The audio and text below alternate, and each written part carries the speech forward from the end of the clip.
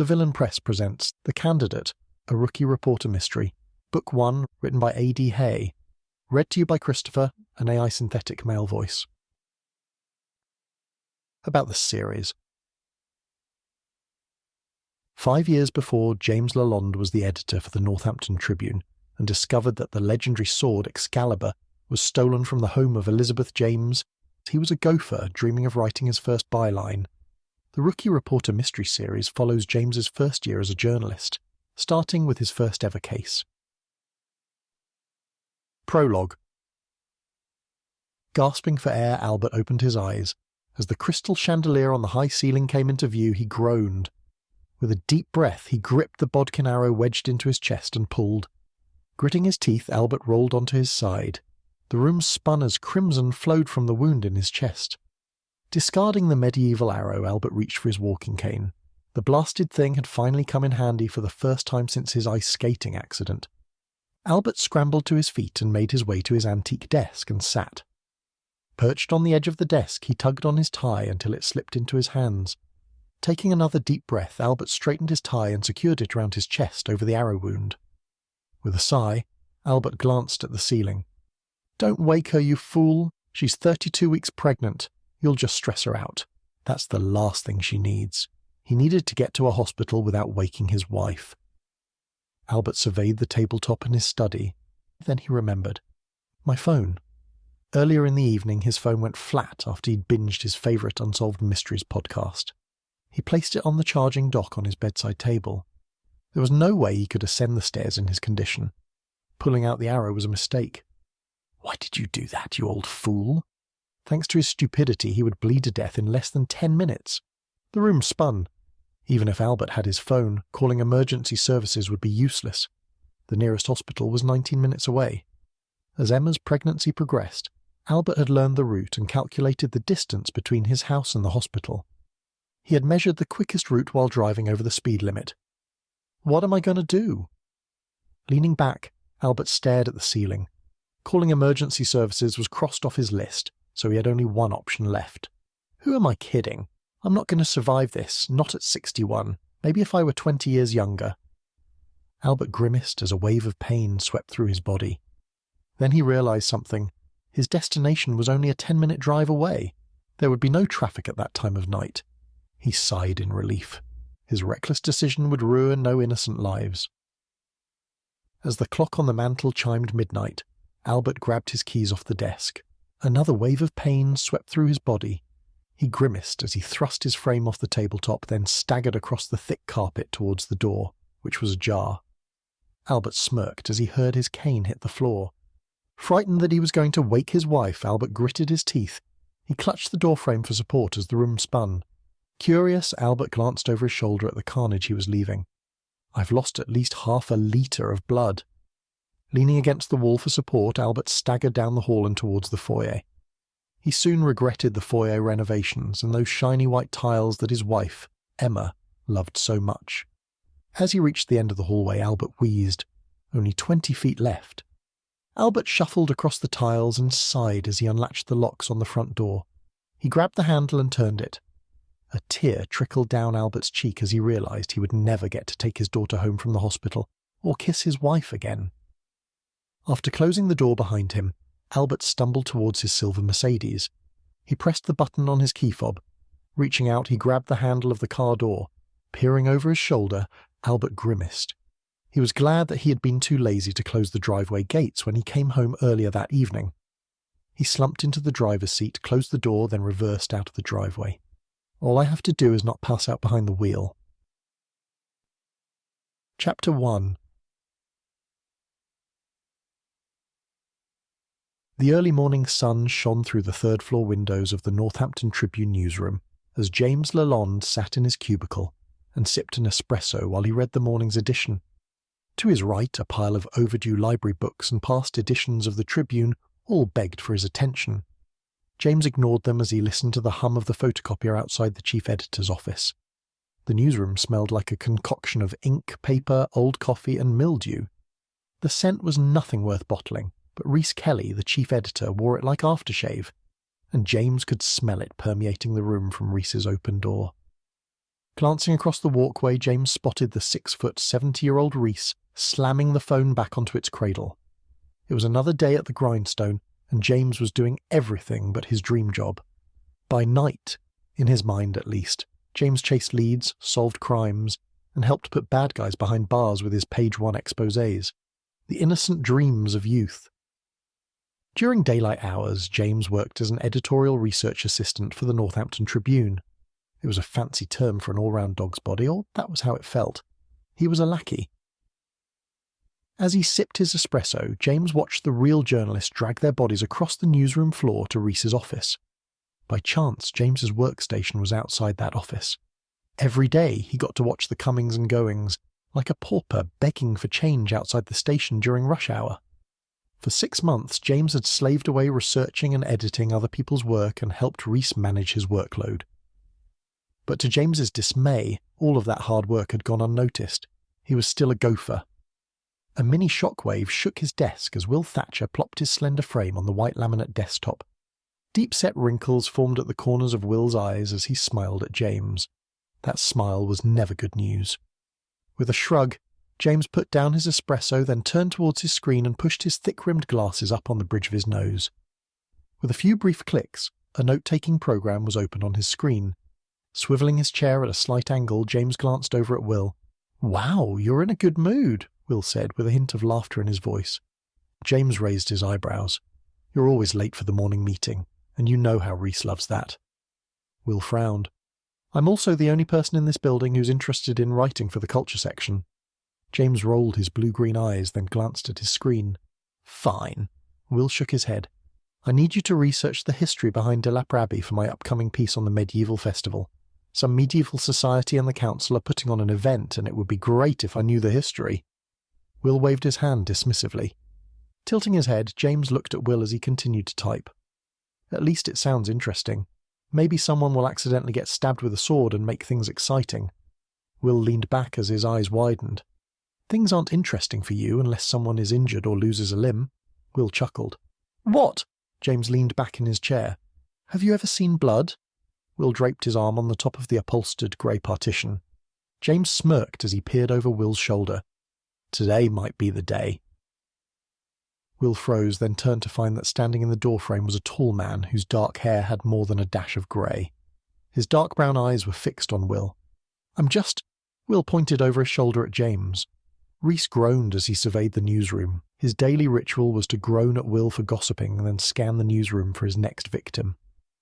Will's green eyes pleaded with James. James shrugged. "Don't look at me. I'm just here to bury the bodies." Hunched over, Will slid off the desk and walked the short distance to the office. Then he paused behind the editor, who was towering in the doorframe. Reese surveyed the journalist in his office, like the beacon in a lighthouse perched on a rock searching the night seas. The editor was performing his usual head count, and no one got away with missing the morning meeting. Not on his watch. Will stood on tiptoes, attempting to peer over Reese's shoulder. "My story needs to be in the next edition of the paper because the medieval festival will be held the following weekend on the 10th of July. James rolled his eyes, then studied his screen and opened a browser window. 4 years of study to be someone's lackey. A wiry man with spiked grey hair offered James a thoughtful expression as he sauntered past. The polo shirt Gavin wore was his personal uniform. Even on weekends he always wore a polo shirt. As James waited for the browser to load, a pair of hands squeezed his shoulder. "It won't be like this forever. One day you too will have your own gopher," Gavin whispered. Then he brushed his hand down his polo shirt and sauntered into Reese's office. James combed his fingers through his thick, dark blonde hair and sighed. 20 minutes later, James clicked the print button on the screen, then listened as the printer spat out pages. James picked up his espresso cup and took a sip. He groaned. It was empty. Hunched over, he dragged his lanky frame towards the copier.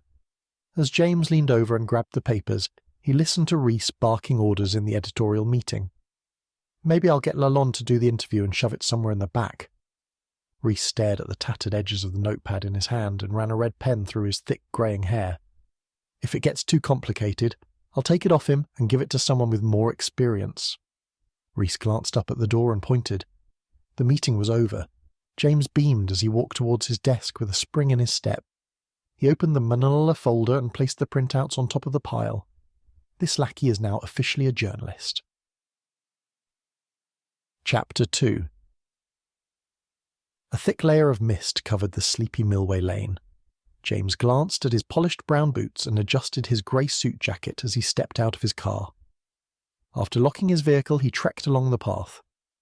The cobblestones introduced James to a new level of foot pain as he strolled down the narrow lane from the only sensible place he'd found to park his red Peugeot.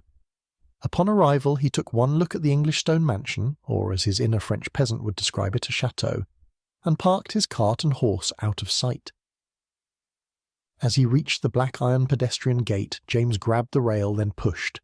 He shook the gate, then groaned. It was locked. Surveying the English-style front lawn, James spotted the pristine white front door ajar. Resisting the temptation to climb the stone fortress walls, James wandered along the path and entered the property via the driveway. As he strolled past the open gates, James noticed a massive dent and scraping of silver paint on the iron fence. That will be an expensive repair. As James slipped his hands into the pockets of his suit trousers, his stomach churned, and a wave of panic swept through him as he inched closer to the house. Merde, I'm going to screw this up. James adjusted his suit jacket and tie. This was the outfit his grandmother Valerie Lalonde had suggested as the most appropriate thing to wear when interviewing a magistrate on the eve of his appointment. Who am I kidding? I'm way out of my depth. James took a deep breath, then resumed his pilgrimage towards the Honourable Albert Harrington's front door. As James admired the Georgian-era architecture, he staggered over a loose stone tile in the driveway. After he regained his composure, James's eyes looked over a series of blood spots splattered along the path. Following the trail, James stared at a bloodied handprint on the pristine white door. Merde. With a racing heart and against his better judgment, James pushed the door open. A rock formed in the pit of his stomach as he surveyed the crisp white foyer scattered with crimson droplets. On his toes, James darted through the lobby, then froze as he glanced down the hall to his left. A dark crimson smear lined the hall on one side. Out of curiosity, James crept along the corridor towards the first open door. Though frightened of what he might find inside, James stepped into the study. An array of blood droplets was scattered among the sea of mahogany furniture and floor-to-ceiling shelves stuffed with books. Next to a pool of blood lay a lone medieval-style arrow. It was something from a bygone era of fantastical tales featuring knights and aristocrats turned thieves. Nestled in front of the corner bookshelf was a polished suit of armour. A familiar medieval battle poster flashed into the forefront of James's mind. Is Albert Harrington a part of the medieval society? All the telltale signs of an accident or potential murder were present. Only one thing was missing: the body. Did the magistrate injure himself? James tiptoed out of the study and glanced down the hall towards the narrow stairs that led to the sitting room. The blood either ended or began here, and the house seemed quiet, almost eerie. Maybe they left in a hurry and forgot about me. James sighed. Then he headed back into the study and around the scattered droplets of blood. He paused. His blue-green eyes followed the droplets scattered across the tabletop and onto the antique globe in the corner near the fireplace. Before him lay the arrow. His heart rate sped up. This was no accident. The thick plush carpet near the window was curled back, and the door of the floor safe was open. A robbery gone wrong. Careful not to disturb any evidence, James flicked through the papers on the black desk tray. I shouldn't be doing this. All I need is enough information to start my investigations. The silver laptop lay closed on the centre of the desk. Not a single scratch was on the lid. 5 more minutes, then I'm calling the police. James released his hand from the tray as a file under the laptop caught his eye. As he lifted the computer, the Northamptonshire police logo came into view. James froze. After minutes of deliberation, James slipped the file out from under the laptop and flipped through it. No matter what, he needed to return to the office with a story, or it would be his blood on the floor. He slipped out his smartphone. The words "no signal" glared back at him from the top left-hand corner of the screen. Perfect. James took a few notes, then slid the folder under the laptop. Why would a magistrate have a file about a solved murder case from 20 years ago? In the silence of the room, James slipped his phone back inside his suit jacket. He glanced out the window at the row of hedges that lined the path leading to the pedestrian gate. Should I phone in the story? Rhys Kelly's words filled his mind. It was up to James to prove that he was up to the task. No phoning it in. Just chase the story that's here.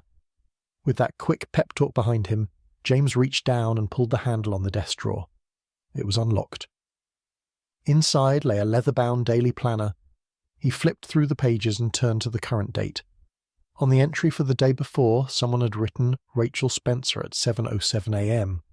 Farther down the page, in the 9:30 a.m. time slot, a file number was scribbled. Why does that name sound familiar? After pulling out his smartphone again, James tapped the screen, opened the Notes app and stared at the name on the screen. Yvette Spencer. James bit his lip as he studied the phone. A few seconds later, he added more notes to the app, then looked at the next page of the planner. Other than a notation regarding his own interview, there was only one name on the page, along with a phone number and the words, Battle Rehearsal. After typing more notes, James slipped his smartphone into his pocket. Peering down, he spotted the bloodied handle of the walking cane next to his boot. I should search the rest of the house, just in case. Chapter 3. Stepping across the plush carpet of the study, James tripped over the open door of the floor safe. He cringed as a loud bang echoed through the English chateau. Fingers crossed that no one's home, James dashed across the study and around the sea of evidence and into the hallway. He listened to the stillness of the house. Rustling, followed by the thudding of feet, echoed above him. Terrified of being caught near the study, he sprinted into the entry. The second he arrived, James glanced up at the landing near the staircase. His eyes met the bulging brown eyes of Albert Harrington's pregnant wife. As she surveyed the scene, her face was flushed a shade of white that matched the foyer's tiles. "Please don't freak out." A wild expression swept over her face as she gripped the banister. "What did you do?" Emma whispered. She brought her hand up and covered her mouth. Still clutching the banister with one hand, Emma headed towards the stairs. James held his hand up. "I don't think you should come down here. You really don't need to see this." Then he sprinted up the stairs. Craning her neck, Emma stared into James's eyes. "You've got blood on your shoes. What did you do to my Albert?" James sighed. "Why don't you sit?" He pointed at the upholstered mini-chaise-style bench behind her. She pursed her lips, relinquished her stern gaze, then traipsed over to the bench. As she sat, Emma dropped her trembling hands into her lap. James's heart sank as he watched tears drip down her cheeks. He took a deep breath. "Honestly, I'm not sure what's happened. I found your house like this. The front door was open, and I walked in." Emma narrowed her eyes. "I can see the smear of blood in the hall. Don't lie to me." Her voice rose just above a dull whisper. James's mouth fell open as he shrugged. "I think you're misunderstanding things here. I'm James Lalonde from the Northampton Tribune. This morning I had an interview with your husband." James took a deep breath. "Your husband wasn't here when I arrived. The driveway gates were open. Everything you can see now was just as I found it." James grabbed Emma's hands, then looked her in the eye. "I swear to you that this was just as I found it. Because of the amount of blood, I went into your house, looking for Albert. That's when I noticed the blood trail started in the study. The sound you heard when you woke was me tripping over the open door of the floor safe." Emma slipped her hands out from under his and held her growing belly. James peered at her bump. "Are you okay? My grandmother is a retired obstetrician. I can call her if you like." Tears streamed down her cheeks. "So Albert isn't downstairs? And the car?" James shook his head. "There's no car in the driveway." His chest tightened. He needed to ask, but he didn't want to upset Emma even further. Taking a deep breath, James gazed at her. Emma bit her lip as she surveyed the entry. She tilted her head. "I vaguely remember Albert mentioning a write-up in the Northampton Tribune. He was a little grumpy about it. These days I've been a bit forgetful." Emma rubbed her belly. "Baby brain." "Sorry to ask," James said with a polite smile, "but do you know if your husband had any angry clients or unexpected visitors this morning?" Emma leaned back against the wall and narrowed her eyes. "I'm sure the police will sort this out." She raised her eyebrows and nodded towards the ground floor. "There's a phone in the foyer." James rolled his eyes. "Your husband's clients will probably not talk to the police because they're behind bars or have been released from prison, but they will talk to me, so I'm your best bet for figuring out the truth of what happened here." James waved his arm towards the open door. "With the exception of finding out that your husband's alive and well and in hospital." Emma bit her lip and peered down the stairs. "I don't think Albert survived this," Emma said as her voice broke. James's heart sank as he gazed over his shoulder at the scene below. Emma shrugged as she wiped her eyes and sniffled. "You did raise an interesting point earlier. Some of his past clients have done some shady things. They probably won't say anything useful to the police. I'll get you a list of his clients. He gave me a list some time ago, just in case. I thought Albert was being a bit overdramatic, but now I'm not so sure." James raised his eyebrows at her. "I'll make the call." James pointed over his shoulder at the phone on the buffet cabinet in the foyer. Chapter 4. A thick layer of fog covered the grounds of the inner-city parish church of All Souls.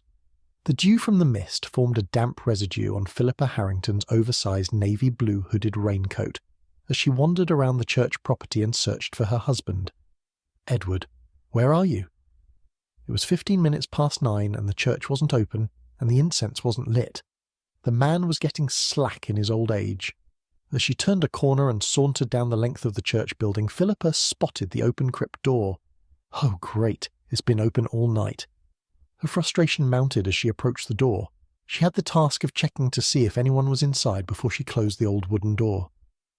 Last year her husband had forgotten to check and locked a pair of teenagers in the underground cemetery all night. Thankfully they'd enjoyed the experience. It was a creepy blessing, and one she would rather not repeat. Philippa froze. The door was 3 feet away, and on the cement path was a trail of blood leading to the door. Scared of what lay inside, she mustered the courage to tiptoe around the blood spatter and towards the entry. As she reached the catacombs entrance, she stared at the adult-sized, bloodied handprint. After pushing the door open, Philippa spotted a familiar necktie discarded on the internal stone staircase.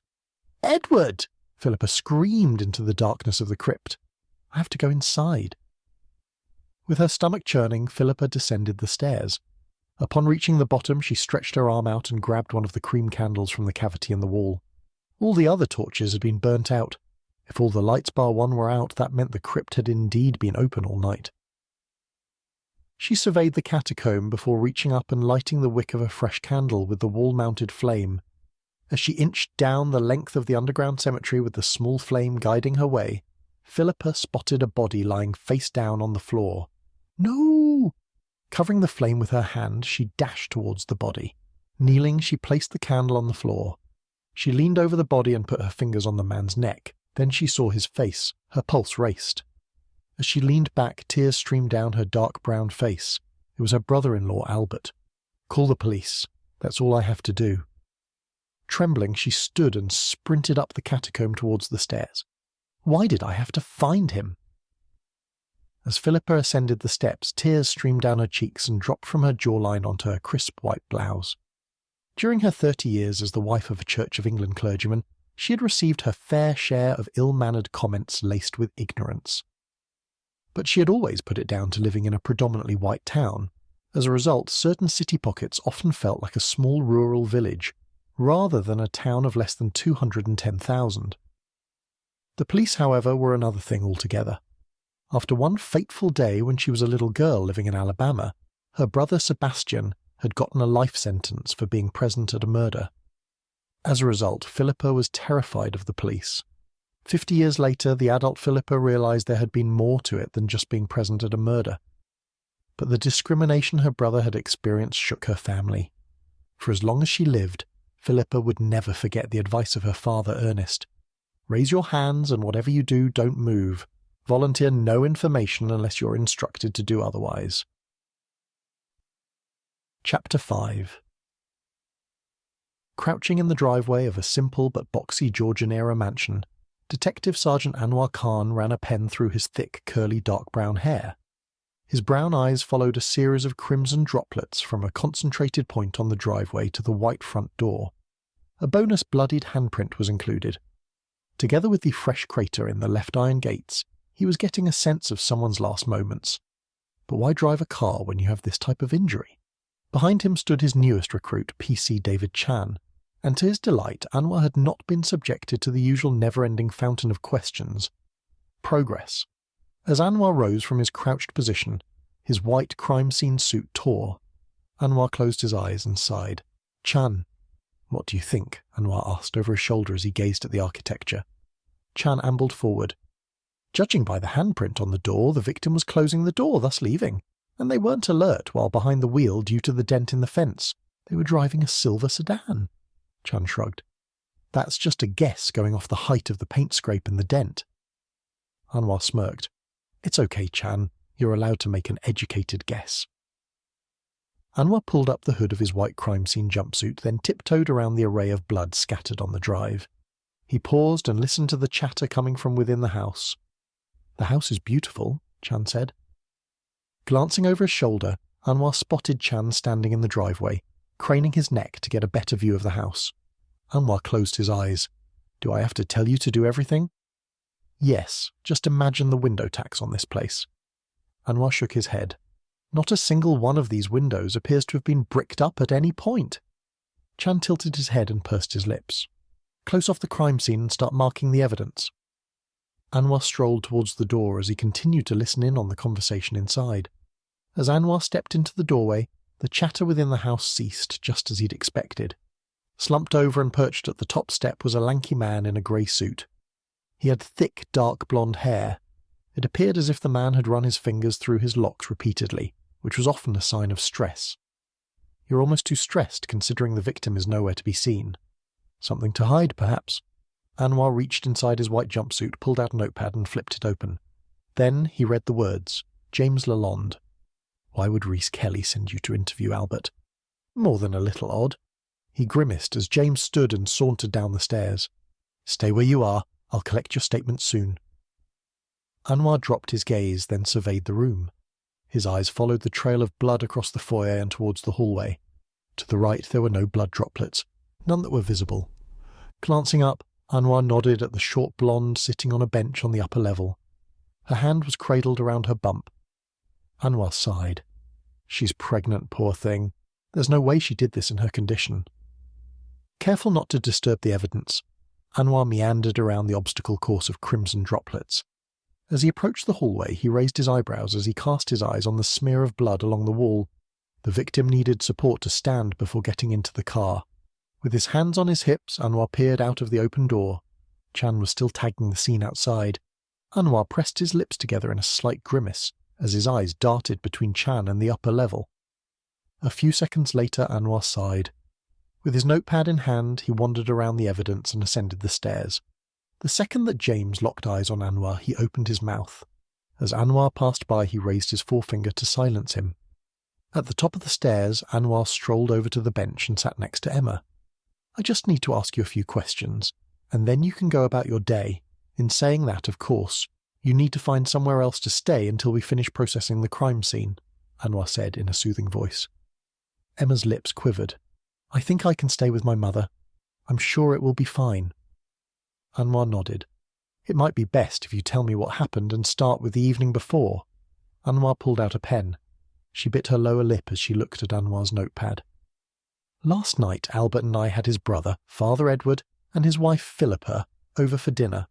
It was uneventful. We ate dinner. Edward talked about a few events that were going on in the church. Albert talked about the medieval battle reenactment event that was on for next weekend." Gazing to the right, Emma paused. "Take your time. There's no rush," Anwar said as he scribbled notes. Emma looked at the carpeted floor. After dinner, Albert and Edward retired to Albert's study. They were quite secretive. It was after dessert that they started whispering among themselves. Emma took a deep breath and clutched her belly. "I planned to go to bed early, but I had to entertain Philippa. Finally, at around 11, Philippa had enough and left on her own." Emma glanced up at Anwar. "I went straight to bed. Because I'm pregnant and constantly tired, I drifted off into a deep sleep, and I heard nothing until this morning." Anwar tilted his head and gazed at her as he continued to take notes. "That's all you remember from last night? Did you wake up at all during the night?" Emma shook her head. "No, not that I recall. Maybe for a second." "What about this morning? How did things play out?" Anwar leaned forward and peered between the banister railings at the crimson mess below. Emma looked at James. "I woke up this morning to a loud crash coming from downstairs." "That was me. I tripped over the floor safe in the study," James said in a thick French accent, as he held up his index finger, then turned towards Anwar. The Crown Prosecutor is going to love this case. Mr. Lalonde, I'm collecting Emma's statement. I'll get to you soon. Anwar narrowed his eyes. Women and children first. James rolled his eyes. I got out of bed to find James in the foyer all alone. Emma swallowed, then took a deep breath. I think nothing has been disturbed. The blood in the foyer and hallway has remained untouched. I sat down, and James called the police. Anwar nodded, then straightened. So, Albert wasn't here this morning. You didn't see him leave with anyone or hear any fighting? Emma shook her head. No. What time did Albert usually go to work? Anwar closed his notebook and slipped it inside his jumpsuit. Emma furrowed her brow. Of late, because of the baby, he worked from home. Anwar pursed his lips and nodded. Where does his brother, Father Edward, live? He's the rector at the parish church of All Souls. He lives and works in the church with his wife, Philippa. After rising from the bench, Anwar rushed across the landing and down the stairs as Chan tagged the foyer. Don't follow me, Anwar told James as he ambled down the hall, careful not to disturb the crime scene. A dark crimson stain lay a little over 4 feet away from the study's mahogany desk. To the left of the desk, a walking cane had been discarded on the floor. Anwar narrowed his eyes as he drifted between the dark stain and the walking stick. Chan, check to see if Albert had a walking cane. Anwar shook his head as he listened to the footsteps approaching from behind. Why can't you do what you're told? As he turned around, Anwar spotted the bloody tip of an arrow on the floor near the large patch of blood. Crouching, Anwar reached out a gloved hand and picked up the medieval artifact. Rotating it between his thumb and index finger, Anwar stood, then faced James. The front door was open when I arrived, James said as he stared at the arrow. Anwar shook his head. The magistrate has polarizing views on immigration, the European Union, and tougher prison sentences. Still, the Northampton Tribune sends a Frenchman to interview Albert Harrington. Anwar stared at the blood-tipped arrow in his hand. Highly unlikely. Chan walked over to Anwar with an open evidence bag and waited. Anwar smirked. Correct me if I'm wrong. You are yet to write a story for the Tribune. Eager to prove yourself, you sought this interview with Albert. Anwar held up a finger as James opened his mouth. Upon arrival, after a few pleasantries, you asked a few pertinent questions. That led to you and Albert getting into a heated debate over immigration. He threw a few insults, and then it got too much. In a rage, you picked up the arrow and stabbed him in the chest. Albert pulled out the arrow and staggered out of the study and left in his car. As you followed him in shock, that's when you were caught by Emma Harrington. James raised his eyebrows and smirked. A rage? Are you sure, Detective? A rage would indicate anger and an act done with force, and if anyone were to stab another person with that arrow, with force, it would snap. But it isn't snapped, which means whoever stabbed Albert had time to think about killing him, but not too much time. They used whatever was at hand. Smart ass. 5 minutes later, after James had explained multiple times how he'd found the scene, Anwar stood opposite the closed door of the floor safe. He could feel the journalist hovering. He's going to be trouble. I have the bruise to corroborate my story, James said. It has already formed. Anwar closed his eyes, then sighed. I still don't believe you. Anwar wandered over to the desk and flipped through the papers in the in-tray. Next, he opened the desk drawer and pulled out the leather-bound diary. Chan tagged the blood spot on the mantel clock, then faced the men. Albert had an appointment with Rachel Spencer the day before he died, and the case file for her mother's murder was under the computer. It's a solved case. The phone in Anwar's pocket vibrated as he pulled the file out from under the computer. Without hesitation, Anwar released his grip on the file and discarded it on top of the laptop. He pulled his phone from his pocket and hit the red dial button. He nodded as he listened to the voice at the other end of the line. Look, I need to go. I have a story to write and a tight deadline. James gestured towards the open door. Anwar stared directly at James as he hung up. Of course you do. They found Albert's body, and you're coming with me. A bead of sweat trickled down James's brow and past his blue-green eyes. Anwar observed the reaction. That overconfident, egotistical demeanour of yours has vanished. Finally. Chapter 6. Standing a few feet away, the now translucent-skinned James patted his newly donned white crime scene jumpsuit as he stared at the familiar crimson droplets scattered along the path. Naturally, Anwar had confiscated his clothes, clearly hoping to find microscopic blood transfer. After James pointed out that the blood particles would be not just microscopic but imaginary, Anwar lectured him about crime scene etiquette while he was handcuffed in the backseat of the police car. Drama queen. James grimaced as a putrid concoction of moss, iron and ammonia floated out from behind the old wooden door, which was open. A wave of nausea swept through his body. All he needed was to hold it together and avoid humiliating himself in front of Detective Anwar Khan. Unshackled, James headed up the path away from the crypt door. The beautiful Philippa Harrington smiled at him sympathetically as he breathed in the earthy aroma of the church grounds. James paused as he felt a watchful gaze on him. Glancing over his shoulder, he spotted Anwar's dark brown eyes staring back at him. It wasn't a surprise. After all, Anwar had kept eyes on him since he'd left the magistrate's house. I wonder if they've placed bets on me throwing up at the crime scene. It's not professional, but I would. James headed down the path towards the start of the crime scene as PC Chan knelt and placed markers next to the crimson droplets. Anwar sighed as he glanced between the evidence and the door. Anxious about what might lie ahead, James put his hands on his hips and breathed out once more. The breathing technique was doing nothing for his nerves. He needed to hold it together. Anwar walked around the sea of evidence and towards the old wooden door. Chillax. He won't invite me into the crypt. A wave of panic swept through his body as he heard Anwar call out his name. Mad. Follow me, and don't step on any blood or touch the door, Anwar said over his shoulder as he trekked towards the open crypt door. Determined not to give up on managing his anxiety, James took another deep breath and manoeuvred around the obstacle course of evidence towards the door. The grim aroma intensified as James crossed over the threshold and onto the internal stone staircase. A lone necktie, drenched in blood, lay discarded on the floor. The fabric was crinkled in two separate places. The first was expected, in the position where a Windsor knot would typically be tied, and the second was towards the ends of the tie. Albert used his tie as a bandage. Interesting. James shivered as his gloved hand brushed the metal banister of the internal staircase. It's cold. Was the crypt left open all night? Then he realized why he was there. Anwar believed he'd murdered Albert and dragged him to the crime scene. Mad. The sole flame of the wall-mounted candle lit up a small portion of the crypt floor, highlighting more crimson droplets. Why didn't Albert go to the hospital? Why did he come here? Careful not to contaminate the evidence, James drifted down the length of the catacomb. His heart raced as he considered what might lie in the shadows ahead. "Stop!" Anwar yelled as he switched on the torchlight. Within a metre of James's feet lay Albert Harrington, face down in a pool of blood. A wave of nausea, more intense than before, swept through James's body.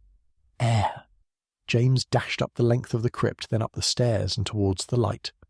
The world spun as he sprinted around the evidence and up the path. As he heaved into the small woodland of trees, James felt a warm hand on his back. Philippa handed him a tissue. James closed his eyes and hoped the earth would swallow him whole. James sighed, then closed his eyes. He couldn't dare look at the evidence of his humiliating moment. He mumbled, and the scuffing of shoes and the clicking of a pen were the symphony to his inner turmoil. Opening his eyes, James straightened and peered over his shoulder. PC Chan had his back turned and was busy cataloguing the scene.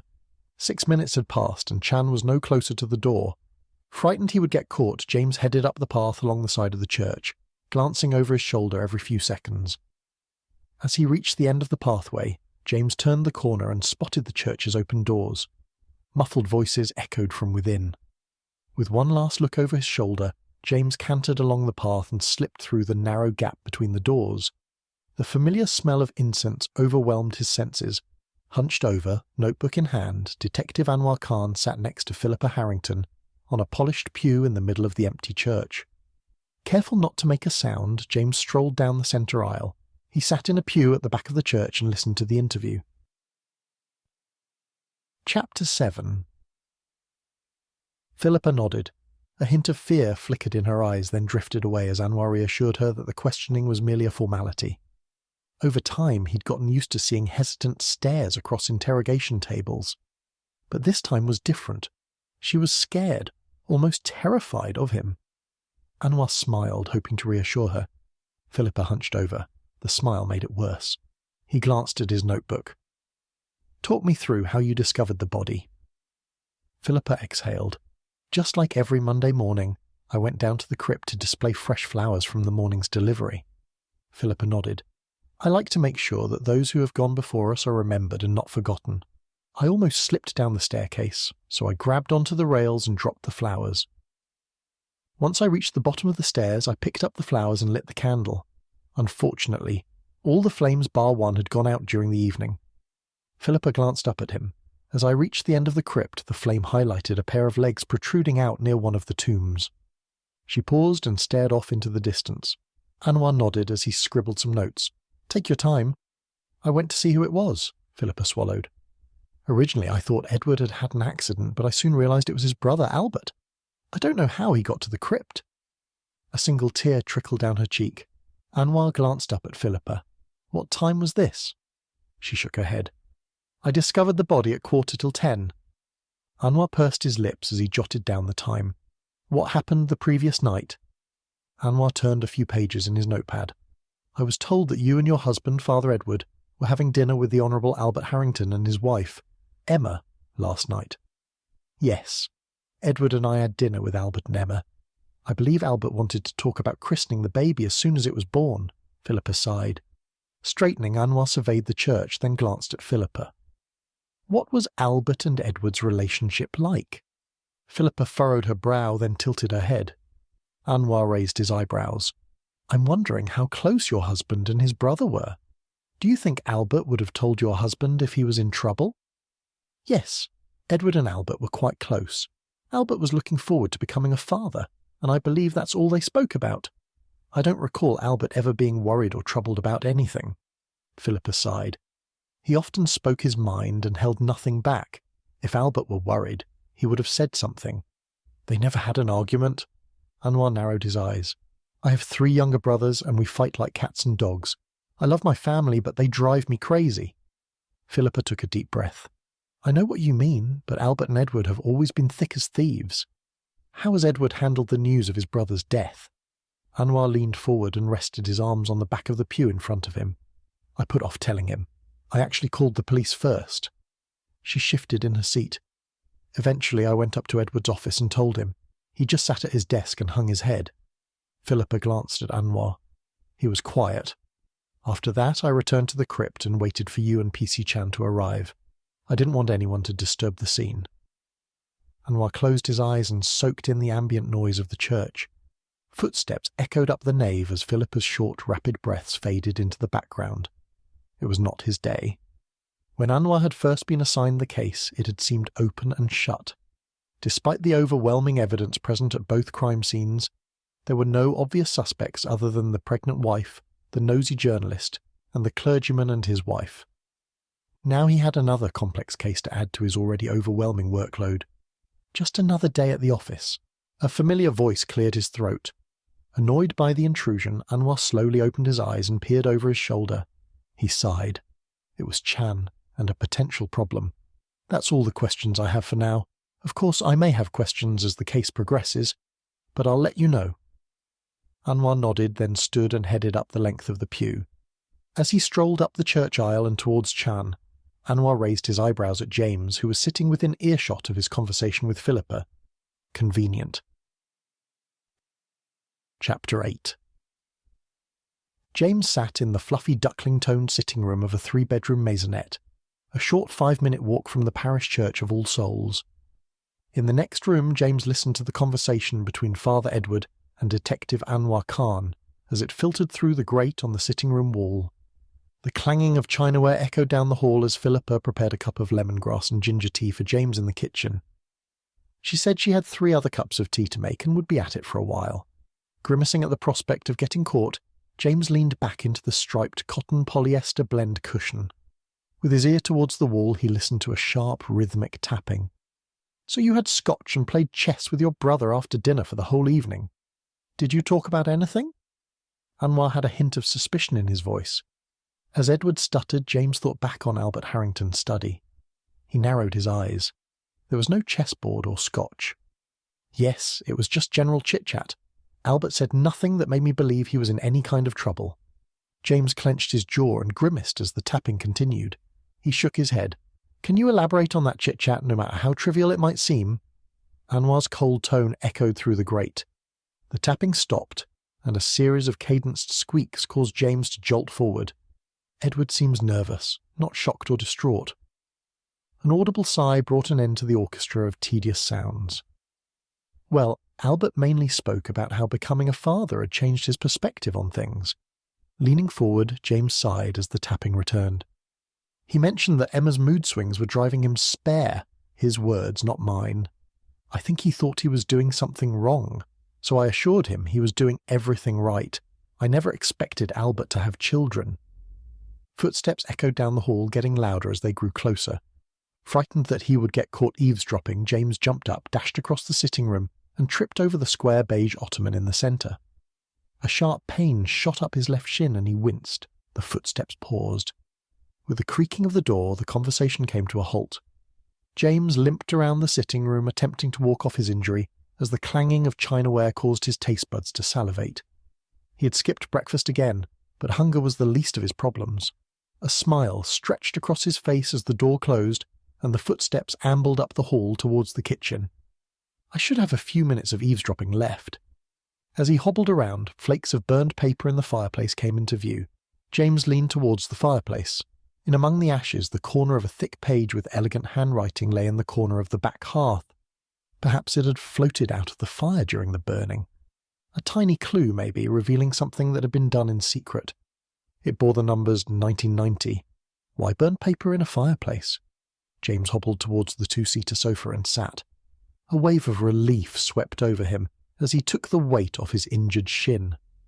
Leaning forward, James angled his right ear towards the wall and listened to Edward's recollection of the events. To my surprise, Albert confided in me about Rachel turning up at his door.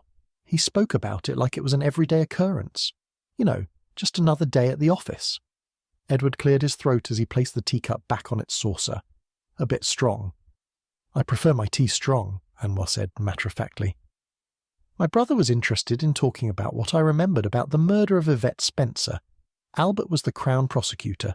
He was worried that this case would come back and haunt him, now that he was about to be sworn in at the magistrate's court. I'm familiar with the case. Yes, he scheduled everything in his diary. He was that sort of person. That level of scheduling's a little suffocating if you ask me. James raised his eyebrows. If he'd had the good fortune of having a brother, he had always imagined they would be best friends. But reality seemed to be in stark contrast to his fantasy. Although perhaps Albert and Edward did on occasion have personality clashes. Back to Rachel, Anwar snapped. James smirked. Perhaps Rachel was angry about the recent release of her mother's killer and blamed Albert. It's not logical, but often, the people who are left to live on after a crime need to blame someone, and she's very young, possibly angry, but that's just speculation on my part. James tilted his head and narrowed his eyes as Edward's words bounced around his mind. How very magnanimous of you, Edward. Just stick to the facts. There's no need for you to justify the behaviour of others. The loud clinking of china from within the kitchen filled the pause in the conversation. Refresh my memory. How did you know Yvette Spencer? Yvette was in the choir during my time as the director of music at All Souls. She was always punctual at choir practice, but that's all I can really tell you. Edward sighed. Another young man joined choir practice close to the time of her death. His name was Thomas Walsh. He was later convicted of the crime. He was stalking her. I gave a statement to the police during the initial investigation 20 years ago, back in 1990. Honestly, that's all I know. Back then, Albert was tight-lipped and gave out very little information during his questionings as the Crown prosecutor. And what time did you leave? I left around 11. Albert was sitting at his desk reading through a file. Edward cleared his throat. That's the last time I saw him. One last thing, Anwar said in a tone that James had never heard the man use. The tone didn't sound friendly, and it was almost accusatory. The brass handle of the door turned. All wide-eyed, James jumped up and opened the door. Standing before him was the beautiful Philippa Harrington. She narrowed her eyes at him and stepped back. James smiled. Sorry, I thought I was being helpful. Her dark brown eyes with the long eyelashes stared back at him for a second longer, then softened. Perhaps she's not used to getting help. Or she suspects I've been eavesdropping. James sat on the couch and grimaced at the thought of his grandmother Valerie scolding him for sitting there like a lump and not helping Philippa with the tea and biscuits. Perhaps out of guilt, James gestured towards the second sofa as Philippa handed him a floral teacup. She gazed at him in silence. It was as if she was mulling over her options like she wanted to be anywhere but there. Not offended at all. A few minutes later, Philippa sat on the second sofa and sipped her tea. James tapped the teacup in his hand as he contemplated his next move. He couldn't figure out why Albert had gone to All Souls instead of calling an ambulance or waking his wife. But James couldn't just come out and ask. Was Albert turning to his brother for help? Maybe Albert knew he was going to die. Did he want to confess something? Or did the killer plant the body in the crypt? What was the reason? "Are you okay, Mrs. Harrington?" Philippa raised her eyebrows. "You just discovered a body. I'm wondering how you're coping." She sighed and rested her teacup on its saucer. "Honestly, it's all I can think about. I don't understand why Albert came here instead of calling an ambulance. What was he thinking?" James nodded. "You believe he drove?" "Yes. The Mercedes belongs to him." Philippa stared straight ahead as tears welled up in her eyes. Mad. Chapter 9. Much to James's surprise, Anwar let him leave his side, but that came with a caveat of terms and conditions. Just the usual ones. While waiting for a research assistant from the Tribune to pass on Rachel's contact details, James decided to interview Stephen Murphy, the president of the Medieval Reenactment Society, Albert's evening appointment. After James quickly searched the internet, Stephen was easy to locate thanks to his eagerness to display his phone number on the Society's brand new website. The mossy aroma of Stephen's garden shed caused a familiar wave of nausea to sweep through James's body. Not again. With his hands on his hips, James took a deep breath and surveyed the timber shed. Its walls were lined with shelves laden with an eclectic array of polishing tins, garden equipment and medieval armour. Stephen scratched his red and dark brown beard as he tilted his head and peered at James. "Feeling a little claustrophobic, mate?" James took another deep breath. "No, I'm fine." Stephen beamed. "What are my chances of getting you to join the Northamptonshire's Medieval Reenactment Society?" James raised his eyebrows. "Do you think I'm in the right shape for medieval combat?" Stephen smirked and patted his keg-like stomach. "And you trust me with a bow and arrow or a sword?" James asked with a chuckle. With a shrug, Stephen put down his rag and breastplate, then ambled over to the bright blue armchair with brown stains on the arms and sat. He stroked the arms of the chair. "Can you believe Natalie was going to toss this out to the curb? It belonged to my father." James stared at the germ-ridden blue monstrosity and decided that it would be best to seem appalled by the notion. He shook his head. Out of the corner of his eye, James spotted a bow hanging on a hook at the back of the garden shed door. Albert Harrington was a member of the Medieval Reenactment Society, wasn't he?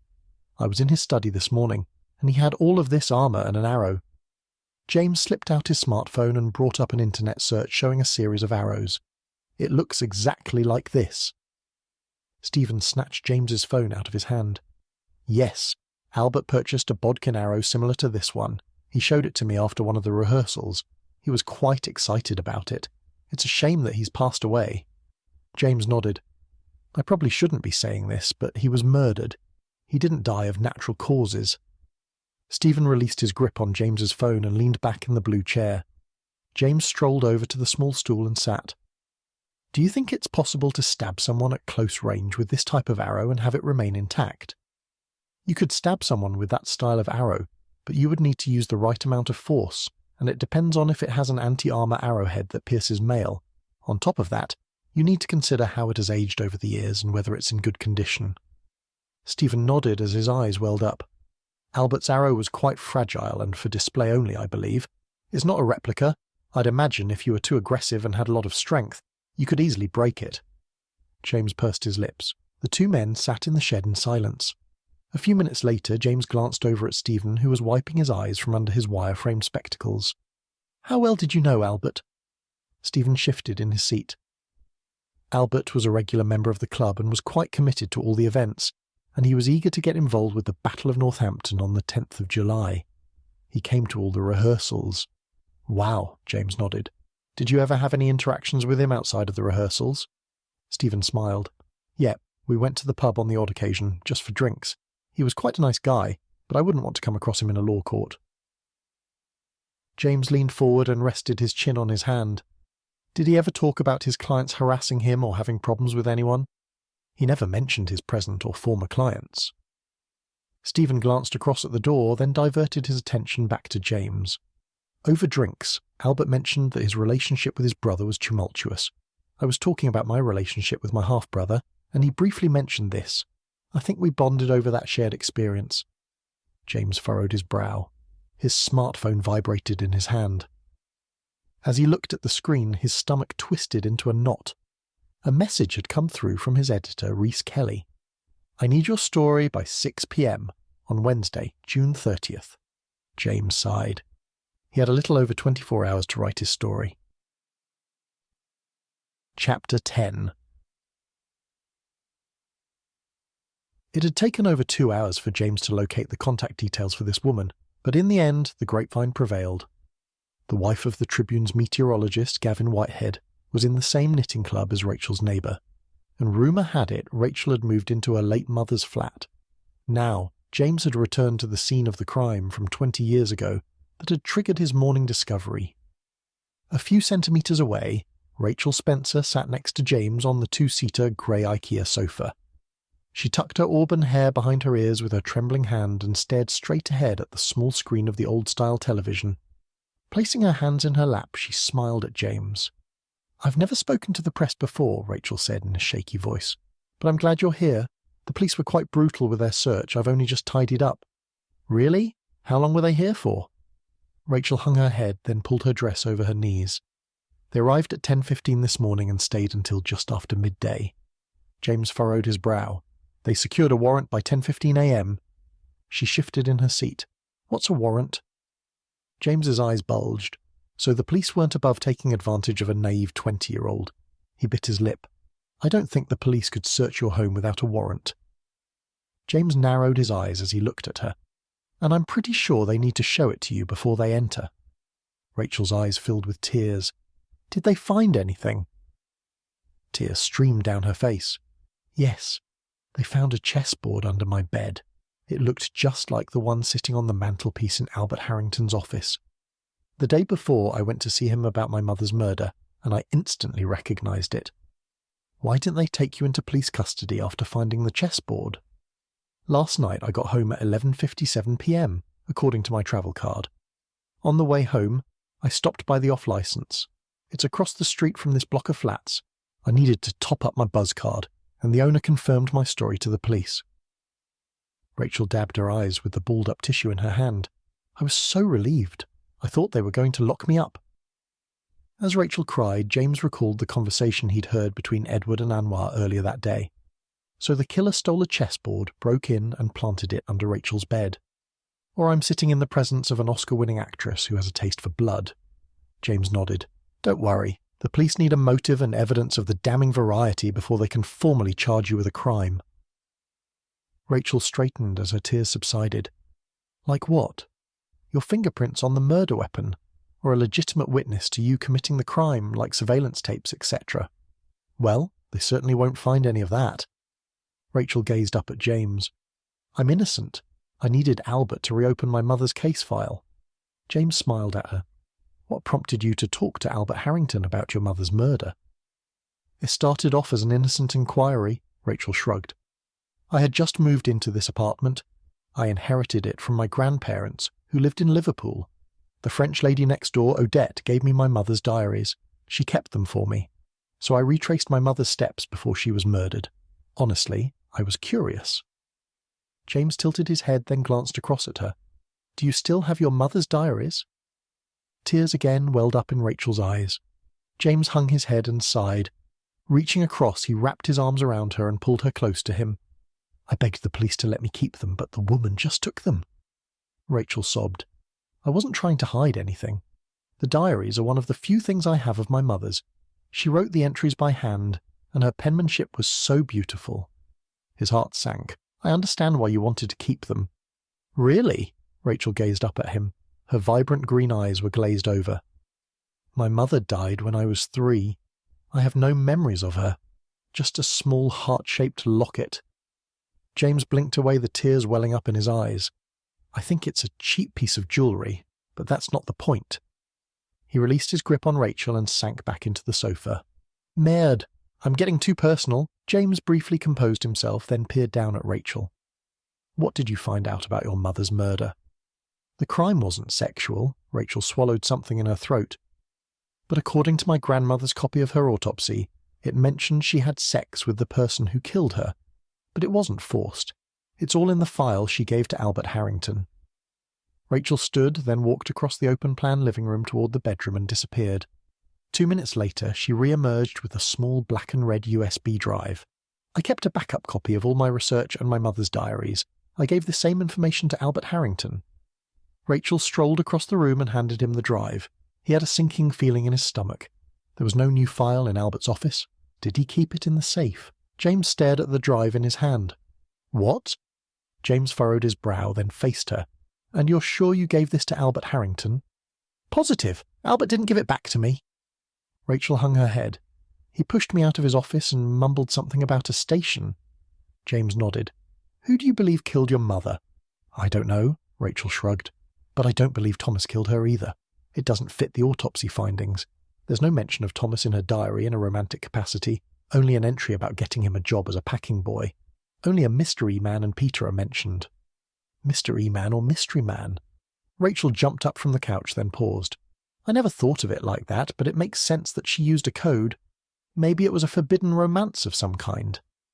James closed his eyes and sighed. As he opened his eyes, Rachel strolled across the room while holding a small silver laptop. She sat next to him and flipped open the screen. After a few quick clicks, she showed him the image of a handwritten page. The penmanship was immaculate and perfectly proportioned. Here, Rachel pointed at the laptop, she describes Peter as nice but too pushy. James stared at the screen. Will you help me figure out who killed my mother? Rachel looked up at him. I need to know the truth. I'm tired of all the second-hand information. I want to piece together my past. Hopefully I'll get to know her a little better through this. As he listened to her words, his chest tightened. There was no way he could refuse her request. He too had spent his entire life filtering through information from his grandparents. Deep down, he knew they were holding back elements of the truth, but not in a sinister way. It was done out of love. They were trying to protect their grandson. I can relate to the second-hand information. My grandparents held out on me too. Remembering might be too painful, or something to that effect. James nodded. I met my mother's accountant or estate planner a few years ago. Even he seems to be hiding something. Rachel grabbed his hand and squeezed it. I'm sorry. Yes, James said. I'll help you figure out what really happened to your mother. I suspect it's related to Albert's death. Really? James nodded. He was murdered on the same day. That's one hell of a coincidence. James glanced across at her. I don't believe in coincidences. Chapter 11. A tiny bell jingled behind James as he closed the front door to Northampton's best pre-loved bookshop, the Book Bin. The smell of burned coffee beans and old paper overwhelmed his senses as he ambled around the collection of tables and chairs and towards the floor-to-ceiling bookshelves lined with old volumes. James craned his neck as he peered at the top shelf. He hoped to run into Peter Frost, then talk him into digging up the past. There was good and bad news on that front.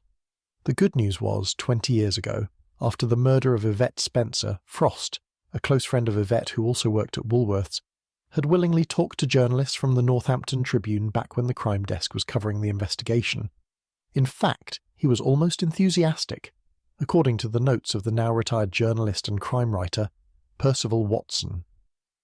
Time had passed, and Peter would have no idea James was coming. Turning up announced had possibly been a mistake, but James was on a time crunch. That was the bad news. Reaching into his grey suit jacket, James slipped out his smartphone. After a few taps on the screen, he brought up an image of a man in his late 30s. He squinted at the screen, trying to imagine how Peter might have aged. Ahem, a deep voice called out from behind him. While drawing his smartphone to his chest, James leapt back and struck his head on the low-hanging chandelier dangling near the bookshelves at the front of the store. A sharp pain shot through his head. James grimaced as he slid his phone into his pocket. Over his shoulder, a man in his mid-50s smirked at him. James rubbed his head as he stepped out from under the swaying chandelier. Peter Frost, The man stepped back and narrowed his eyes at James as he scratched his reddened skin under his neatly groomed beard. "Who's asking?" James sighed. "James Lalonde, Northampton Tribune. I'm here to talk about the Honourable Albert Harrington." A brief look of recognition swept across the man's face. "Sorry, I don't know who he is." The man ambled towards the café and till counter in the centre of the room. James rolled his eyes. "Peter." James raised his eyebrows as the man paused at the mention of his name. Before Albert Harrington died, he had reopened the file on the murder inquiry into Yvette Spencer's death, which I'm sure you remember. Peter grimaced. And why would he do that? They caught the slimy weasel. "Where were you last night and in the early hours of this morning?" James reached inside his jacket and pulled out his phone. "You think I killed this Albert guy?" Peter placed his hands on his hips. "Who do you think you are coming into my store and accusing me of murdering someone I don't know?" James rolled his eyes. "I discovered Albert was murdered this morning when I turned up to interview him. Now that the interview has become a murder inquiry, I'm interviewing people related to the case he was looking into." Peter's expression softened. "Oh, I see. So you think someone involved in the case murdered Albert?" "That's my theory." "Why? What if he's just reading old case files?" Peter went around the counter, then emptied the old coffee grounds out of the coffee machine. "Yvette's daughter visited Albert the morning he died. She's investigating her mother's death." James peered over the top of his glasses and his eyes strained as he watched Peter tinker with the machine. Peter paused and tilted his head back. He wasn't just looking into old case files, as you put it. James narrowed his eyes. Peter leaned over the counter. "Obviously, Yvette's brat has figured out that Dad killed Mum and wants a longer jail sentence.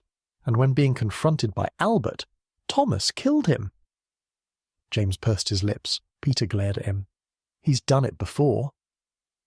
"Since you're so willing to throw Thomas under the bus, I'll assume you have no alibi." Peter laughed. "Where do you think I was late last night, through the early hours of the morning? You're a smart guy. I'm 57. Where do you think I was?" James tilted his head. "It's never good to assume." Peter's face turned dark crimson. "Listen up, you stupid toff. I was at home in bed, all by myself." James shook his head. "And how did you know Yvette? You appeared to be quite helpful in the multiple statements you gave to Percival Watson from our crime desk back in the day." "Percival was a great guy. He wasn't a presumptuous, spoiled toff." Peter picked up the portafilter and banged it against the bin. James smirked. "Like me?" "That's what I said." "How did you know Yvette?" Peter closed his eyes and hung his head. "I went on a few dates with her." James nodded. "Sorry, but I have to ask. Were you dating her around the time she was murdered?" "No," Peter grimaced. "I stopped dating Yvette because she wanted something serious, and I wanted something casual.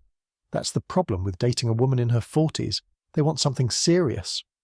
James raised his eyebrows. Out of the corner of his eye, he spotted an extensive collection of LQBT fiction. Peter turned around and followed James's gaze. "You want to get a book before you go?" Subtle. "No. I'm just surprised to see such an extensive collection. Usually British bookshops can be quite conservative." James shrugged. Peter rolled his eyes. "That's why Book Bin is the best pre-loved bookshop in Northampton. We don't discriminate against our customers." James held up his hands in mock surrender. "I was just paying you a compliment. It's nice to see that your books are for a diverse readership. That's all." Peter narrowed his eyes at James. A bead of sweat dripped down James's brow. "Would it be correct for me to assume that you and Yvette remained on good terms?" Peter nodded. "Well, yes, sort of." James raised his eyebrows. "What do you mean by sort of?" "Yvette moved on and lined up her next boyfriend. She got Thomas Walsh a job as a packing boy during the night shift. Thomas was possessive and was constantly watching her. I felt uncomfortable. It turned out that dating Thomas was the worst decision of her life. Still holding a grudge?" James ran his fingers through his hair. "Give me an example of Thomas's possessive behaviour, because at the moment it sounds as if he would have rather killed you." Peter leaned over the counter as James took a few steps closer. The tiny bell on the door rang. A tall, ageing man hobbled into the shop and headed towards the back. Peter peered around James and nodded. Sometimes Thomas would follow Yvette home but not walk with her. I think he was super jealous and thought she was cheating on him. Peter said in a hushed tone. James's eyes widened. "Are you suggesting that he stalked her?" Peter shrugged. "You could put it like that." And you're sure there was no one else? No other guy? Peter rested his chin on his fist and stared across the room. It was 20 years ago, but I remember the events well. Yvette never mentioned another guy, but I could tell there was a guy in her life. She was happy and in love. I noticed her change in mood the day Thomas started working at Woolworth's. Peter's eyes glazed over.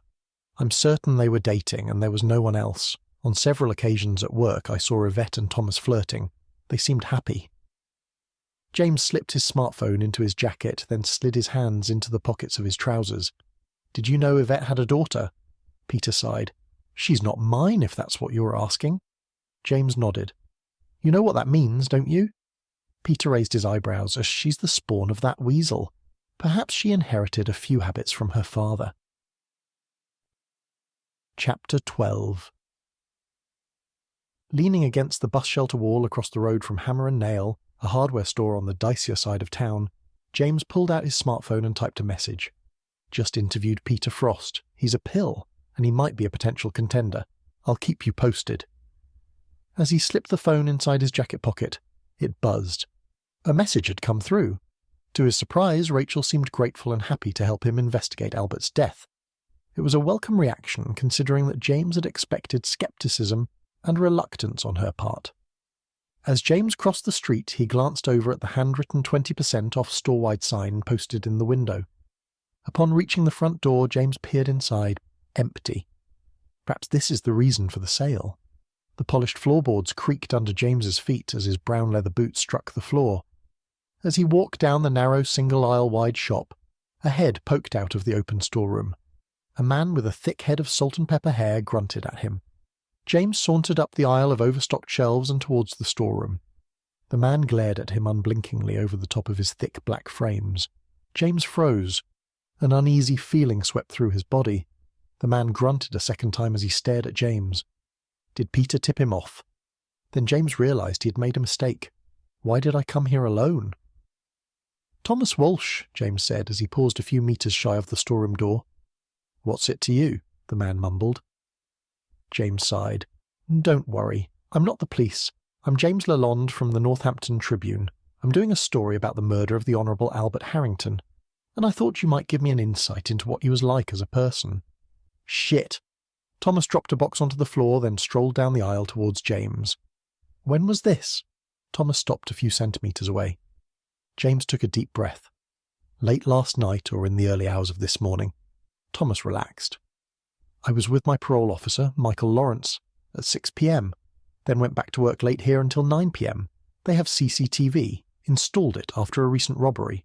After that I went home and watched TV until midnight with my flatmate, Alan Smith. He works here too. James stepped back. Before Albert died, he reopened the case file for the investigation into Yvette's death.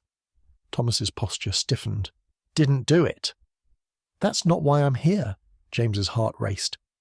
A family member came forward insisting that Albert look into the case again. Thomas grimaced. You mean someone realized I was innocent? Thomas pointed over James's shoulder.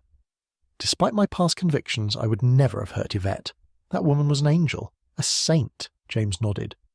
And now Albert's dead and I will never be exonerated. Thomas rolled his eyes. Typical. James narrowed his eyes. My theory is whoever killed Albert didn't want that case to be reopened. So that's what I'm going to do. Reopen the case. Thomas held his breath as he stared at James. What makes you say that Yvette was a saint? James pulled out his smartphone. Thomas sighed. Yvette got me a job, you see, at the old Woolworths after she found me begging for money on the streets. Thomas's voice broke. She was a sweetheart. I could rent a room because of her. James nodded. I've already spoken to Peter Frost. Let me guess. Thomas's shoulders dropped. I'm a crazy stalker. James bit his lip, then shrugged. That's the general gist. Thomas scoffed. I did borderline stalk Yvette, but I never went as far as following her home. Thomas shook his head. I'm ashamed of what I did, but I had no reason to kill her. I was in love with her. I was lonely, and she was the only person who was nice to me. James nodded. Tell me about your relationship with Yvette. Thomas leaned back. What relationship? I never dated her. I wanted to, but I lost my nerve every time I saw her at the old Woolworths. One of her co-workers was always watching me. I was worried that he recognised me from my previous trial and sentencing. "You've been to prison twice?" Thomas stroked the arm of his red-checked flannel shirt. "I lost my temper with a lady and I accidentally killed her." Thomas hung his head. "I've become better at controlling my temper." He glanced up at James. I was worried he was going to tell Yvette and scare her off. "The co-worker." James peered down at his phone. "Can I have their name?" Thomas sighed and slipped his hands into the pockets of his dark-rinsed jeans. It was Peter Frost. He followed me home one evening and threatened me. James furrowed his brow. "So Peter threatened you?" "Yes. One evening while I was waiting for Yvette to finish her shift at Woolworths, I watched Peter follow her home. Peter must have seen me because the next day he waited for me to finish my shift and threatened to tell everyone about my arrest and get me fired. In return for his silence, I had to stay away from Yvette." James tilted his head. "That's why you joined the choir at All Souls?" Thomas laughed. "Son, I never joined no choir. I can't sing to save my life." A smirk swept across James's face. He was caught in the middle of a mudslinging match, and eventually, if he asked enough questions, someone would slip up. As James gazed at the tall, thin man in front of him, Thomas's unblinking stare returned. The same familiar, uneasy feeling swept through James's body. Thomas's story sounded too good to be true. Despite Thomas's honesty, James could sense he was holding something back, something that mattered. Chapter 13. The number 22 bus came to a halt a few metres past the parish church of All Souls. As James stepped off the bus, he pulled his smartphone out of his pocket. No message had come through from Rachel. Although they had only recently met, Rachel had been quick to respond to his brief updates. Perhaps paranoia was setting in, or else that uneasy feeling in his stomach was trying to tell him something. 50 minutes had passed since his last text, and he'd had no response. He needed to know whether Yvette knew about Thomas's dark past. With anxiety building, James tapped the screen of his smartphone and brought up his address book. For longer than he should have, James stared at Rachel's number on his screen as he ambled around to the bus shelter and sat. "God, I'm so needy," he sighed. James tapped her number and listened to the dial tone. An update wouldn't hurt. His posture stiffened as the voice of a middle-aged woman answered, "Hello." As his heart raced, James stood in the bus shelter. Who is this?" Papers shuffled in the background. "I'm Morgan White from the Northampton General Hospital, Critical Care Unit." James's mouth fell open as he lowered the phone and stared at the screen. Rachel's name stared back at him. "Sir, are you still there?" Morgan asked as James brought the phone back to his ear. "What?" James's voice broke. "What happened to Rachel? Is she okay? I was texting her an hour ago and she seemed fine." "Yes, I can see your most recent text on the screen." Morgan paused. "Less than an hour ago, Rachel Spencer was admitted to hospital. Unfortunately, there was an accident, and she's in the critical care." "An accident." James ran his fingers through his hair. "I'll get to the hospital as soon as I can." The line fell silent. "Sir, are you her next of kin?" He shrugged. "I'm not sure if she even has a next of kin. Rachel doesn't have many people in her life. She has no family." Morgan sighed. "I can only give out information to her next of kin, I'm afraid." James sat on the edge of the red bench in the bus shelter. "How bad are her injuries?" "I can't say." He shook his head. "I'll be her next of kin until you find someone more suitable." The line fell silent again. "I can't agree to that." James closed his eyes and took a deep breath. "Her mother passed away shortly after her birth, and she doesn't know who her father is. I remember a vague mention of grandparents, but I can't remember if they're still alive. So I can be her next of kin until we figure out if her grandparents are still alive or able to be her next of kin." The shuffling of papers echoed through the tiny speaker on James's phone. "You've made a few good points." Morgan paused. "You didn't hear this from me, but she has a head injury, and I'd be surprised if she woke up today or even this week." "When do you think she'll wake up?" Morgan sighed. "I can't say. I've already said too much." James exhaled. "Who called in the accident?"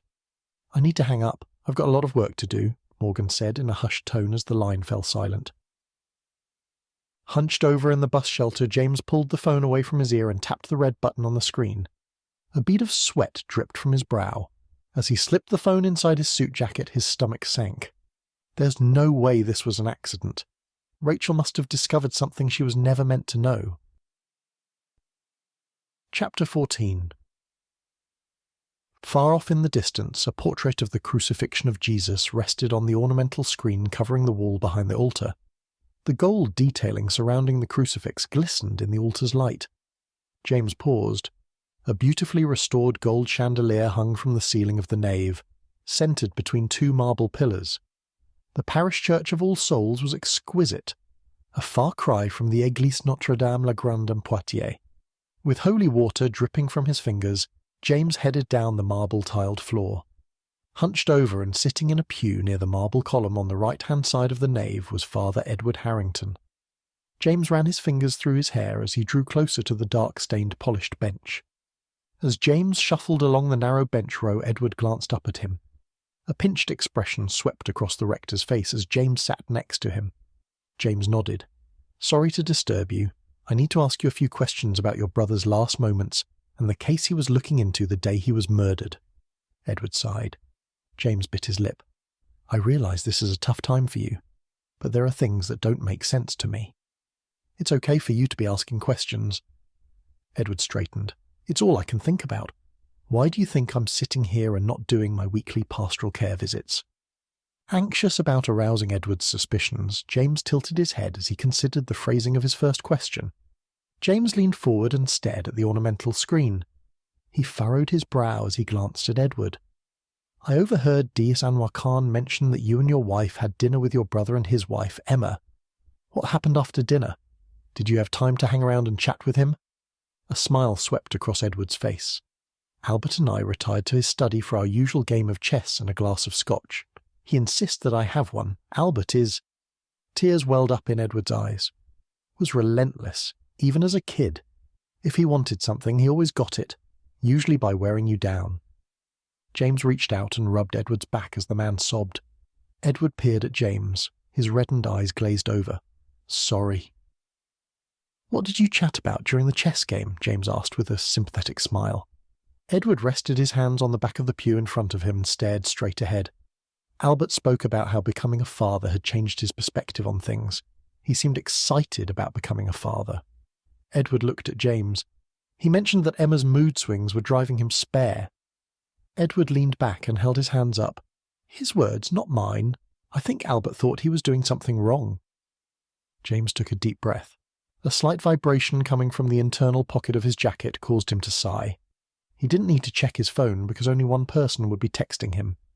"How did he seem to you?" James leaned forward and rested his elbows on the bench in front of him. He peered at Edward.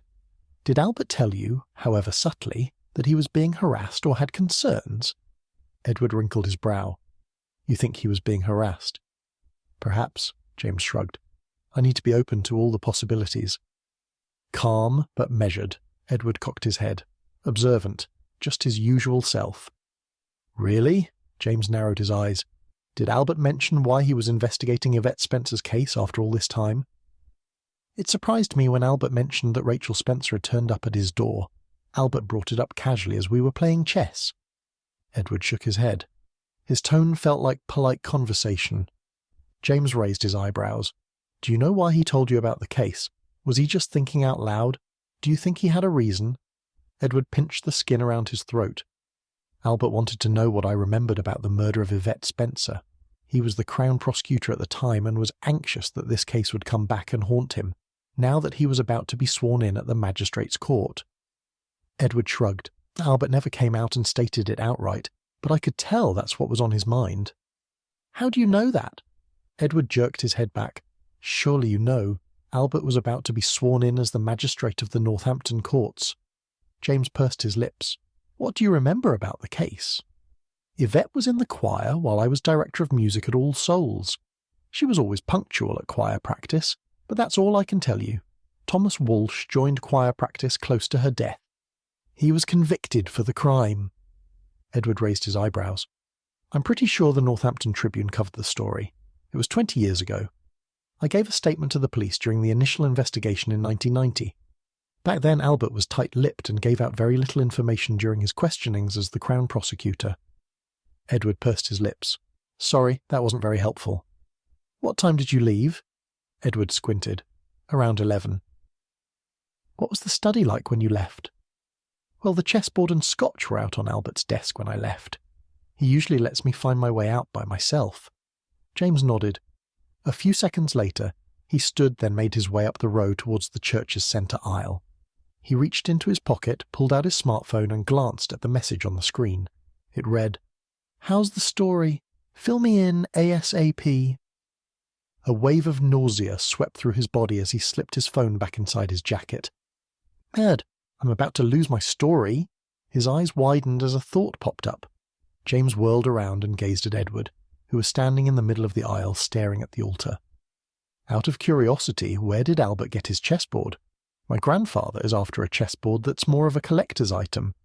Edward's mouth hung open, and he glanced around the room. As Edward stuttered, he rubbed his hands down the front of his pants and sat. With his head tilting, he shrugged. A shocked expression swept across his face. James raised his eyebrows. "Interesting. Don't worry, I'm sure I'll find a chessboard for my grandfather."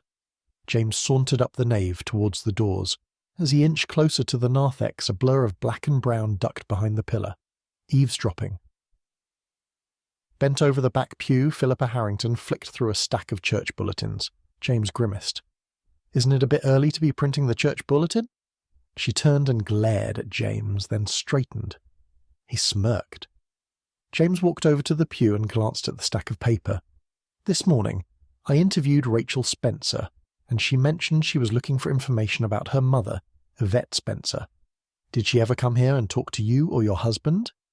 A brief look of recognition swept across her face. "Why don't you ask my husband?" James raised his eyebrows. "I just remembered to ask, and I don't want to torture him with more questions." Philippa rolled her eyes. "I remember Yvette, but I don't remember a Rachel, and I'm sure Edward would have mentioned it if she'd inquired about Yvette. After Yvette was murdered, Edward did a lot of grief counselling sessions for the members of our congregation." James furrowed his brow as he stared down the nave. Something felt off. If Rachel was so desperate for information about her mother, why didn't she inquire at the church? Her mother was present at the choir rehearsals. If my mother were involved in a local church choir, I would have banged on this door a long time ago. Did Peter Frost or Thomas Walsh join the choir around the same time as Yvette or close to her death? They were suspects in the murder inquiry. I believe they were all over the news. James tilted his head. Philippa sighed. "I was the choir assistant, but you can't expect me to remember everybody." She narrowed her eyes. "I'm assuming you have photographs to jog my memory." James pursed his lips as he pulled out his smartphone. As he tapped the screen and opened the photo app, Philippa glanced over. On his screen, James had brought up a photograph of Thomas Walsh from an article in the Northampton Tribune. "No," she shook her head. "I don't remember him." James tapped on the smartphone and brought up the second image. He glanced at Philippa. "No," she looked up. "This is the first time that I've seen him." James headed towards the closed double doors. Is Philippa's memory faulty, or is Edward somehow misremembering events? It was 20 years ago. Or maybe Thomas is lying. Chapter 15. Can this day get any worse? Anwar sighed as he listened to the espresso machine in the Northamptonshire police station's kitchen drip the last remaining millilitres of coffee into his white espresso cup. Earlier that day, he had made 2 trips to visit Rachel Spencer's elderly neighbour, Odette Lafontaine. During both visits, all he could get out of her was "tu parles français." She said it over and over again. He couldn't work out whether she legitimately didn't speak any English or was pulling his leg. Either way, he needed a French interpreter. The dripping paused. Anwar picked up the espresso cup, drew it to his lips and took a sip. He grimaced. Worst coffee on earth. Anwar sauntered out of the kitchen, then down the hall. He walked through the entrance to the open-plan office, then gingerly stepped around the sea of cables. With a sigh, he sat on the edge of Chan's desk and put his espresso cup on the coaster. The petite Asian man looked up at him and shook his head. "The quickest they can get a translator is on Friday." Chan turned the monitor in Anwar's direction. "That's 3 days away." Anwar threw his left arm in the air. Chan shrugged.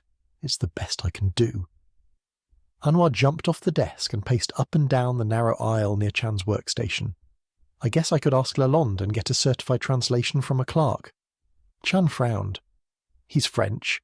I thought his accent was European, but I suspected maybe Spanish." "Technically, yes." Anwar reached into his pocket and pulled out a small notepad.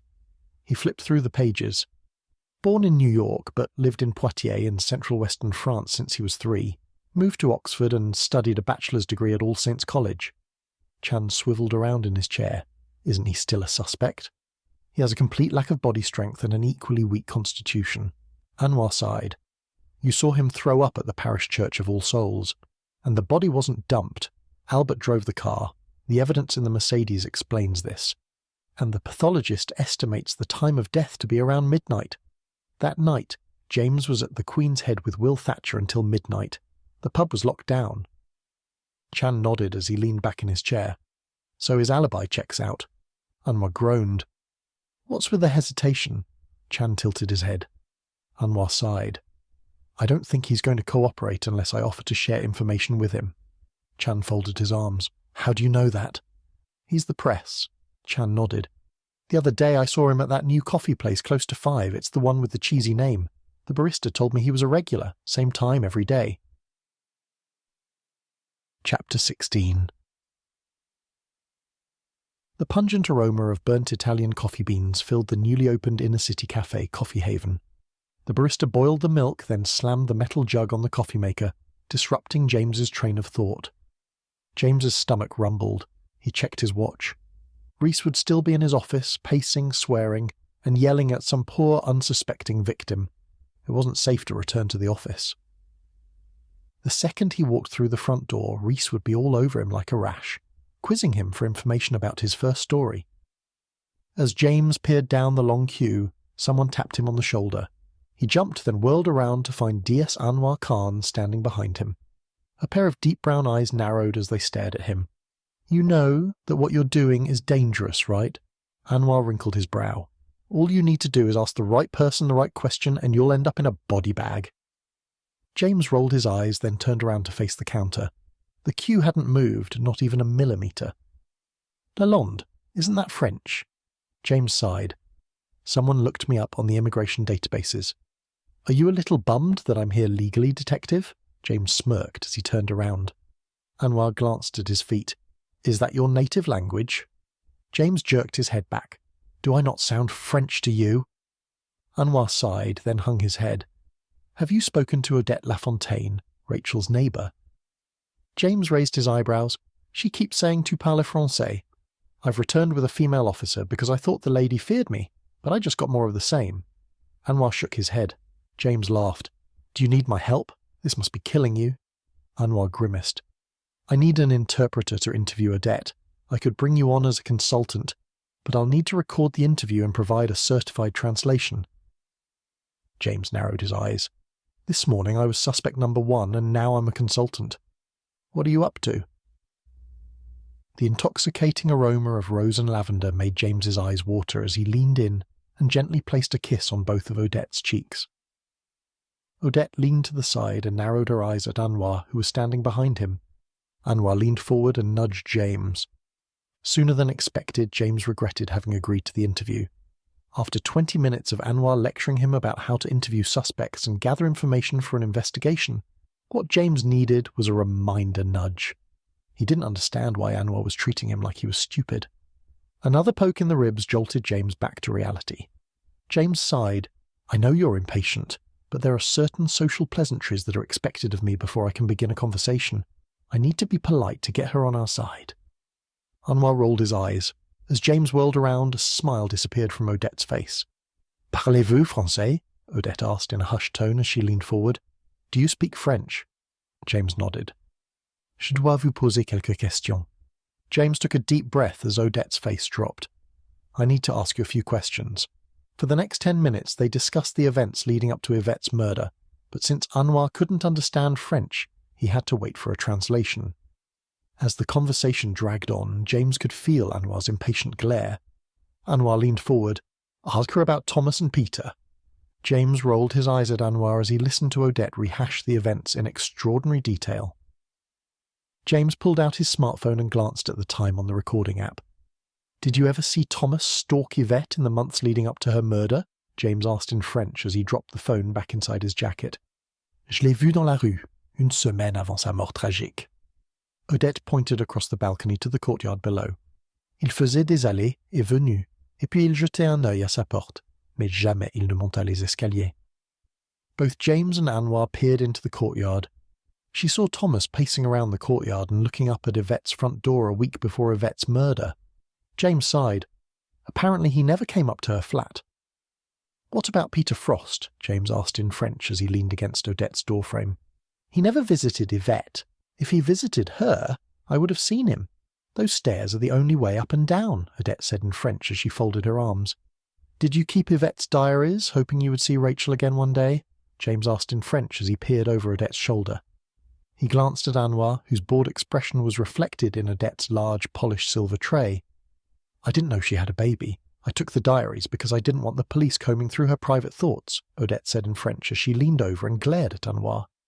"Quand avez-vous rencontré Rachel pour la première fois?" James glanced at Odette's short, glossy pink fingernails. "When did you first meet Rachel?" "She turned up at my door last month and asked about her mother," Odette said in French as she pointed at the balcony. Anwar tapped James on the shoulder. "Ask her about this afternoon." "Avez-vous vu ce qui est arrivé à Rachel cet après-midi?" James took a deep breath. "Did you see what happened to Rachel this afternoon?" "Je n'ai rien vu." Odette waved her hand in the air. "I saw nothing." James shrugged and shook his head at Anwar. As he twisted around to ask Odette another question, she reached out and gripped her door handle. "One last question. Did Yvette have any other visitors or maybe a secret boyfriend that we should know about?" James asked in French. "No." Odette shook her head, then slammed the door in James's face. James leaned his head against her front door and sighed. "Another French custom?" Anwar asked, with a hint of laughter lingering in his voice.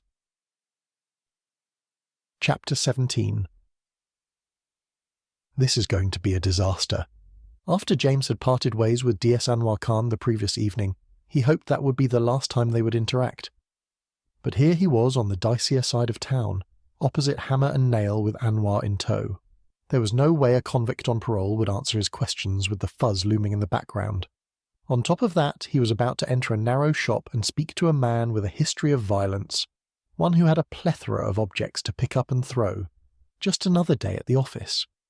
James headed down the footpath towards the hardware store and grimaced as Anwar slammed the door of the red Peugeot. Anxious about the events that might be about to unfold, James picked up his pace as he crossed over to the other side of the road. Far off in the distance, a familiar but faint voice cleared his throat. What now? James paused, then glanced over his shoulder. Standing under an overgrown English oak tree, Anwar tilted his head towards the thick tree trunk. Perfect. Now he wants to discuss his plans to hijack my investigation. Can't wait. As James peered down the street towards Hammer and Nail, a familiar blue and white sign hanging on the front door caught his eye. Open. James ran his fingers through his hair, then sauntered up the road and across the street to the oak tree. He sighed. "I think we should discuss interview tactics," Anwar said, the moment James came within earshot. "Since you did a reasonable job with Odette Lafontaine, I think you should take the lead on this one too." James raised his eyebrows. "A reasonable job?" "Yes." "So you're going to overlook the fact that if it weren't for me, you'd still be looking for an interpreter to interview Odette, and thus would not know that Thomas might have lied in his initial interview?" Anwar glared at James. "I had my suspicions." James smirked. "But your suspicions aren't enough. You need evidence." Anwar folded his arms and leaned against the thick trunk of the English oak. "Your point?" "We both know why I'm here. The man in that store is a convicted felon who will most likely not talk to you unless you drag him into the station, which will prompt him to call his lawyer." James placed his hands on his hips. "That's a problem for you. You need him to talk. At least acknowledge why I'm here instead of pretending that you're doing me a favor or helping me hone my interviewing skills." James pointed towards the hardware store. "Fine. The information about Thomas being in the courtyard of the flats the week before Yvette's murder is new. According to the old case file, he was spotted following her home but wasn't seen on location. Even though the case is closed, I still need to ask. And he refused to give me an alibi for the time of Albert's death." Anwar sighed. "And I'm curious about his alibi for Rachel's accident. On top of this, if I bring him into the station, that will violate the terms of his parole. I want to remain on his good side because he knows more than he's sharing. I want him to trust me. And the only way you can build that trust is through me." James pursed his lips. "In terms of his alibi for Rachel's accident, I interviewed him at Hammer and Nail around 2:59 p.m. that day. The store has CCTV. And I need to get this information directly from him, Anwar interrupted. James rolled his eyes as Anwar strolled across the empty street. 5 minutes later, James stood on the polished floorboards of Hammer and Nail and listened to the small bell ringing in the distance as Anwar slammed the door behind him, then cleared his throat. James grimaced. Would it kill him to not be a cop for 10 seconds? James shook his head. Anwar nodded towards the end of the narrow shop. Towering in the distance in the frame of the open stockroom door, Thomas rolled up the sleeves of his flannel shirt. James inched up the aisle towards Thomas, whose irritation lingered in the air as he stood his ground. Thomas glared at Anwar. The 20% off sale ends Friday, but I suspect you're not here for that. You're never going to leave me alone. James smirked. Anwar's in the market for a new bathroom tap. Thomas raised his eyebrows. Really?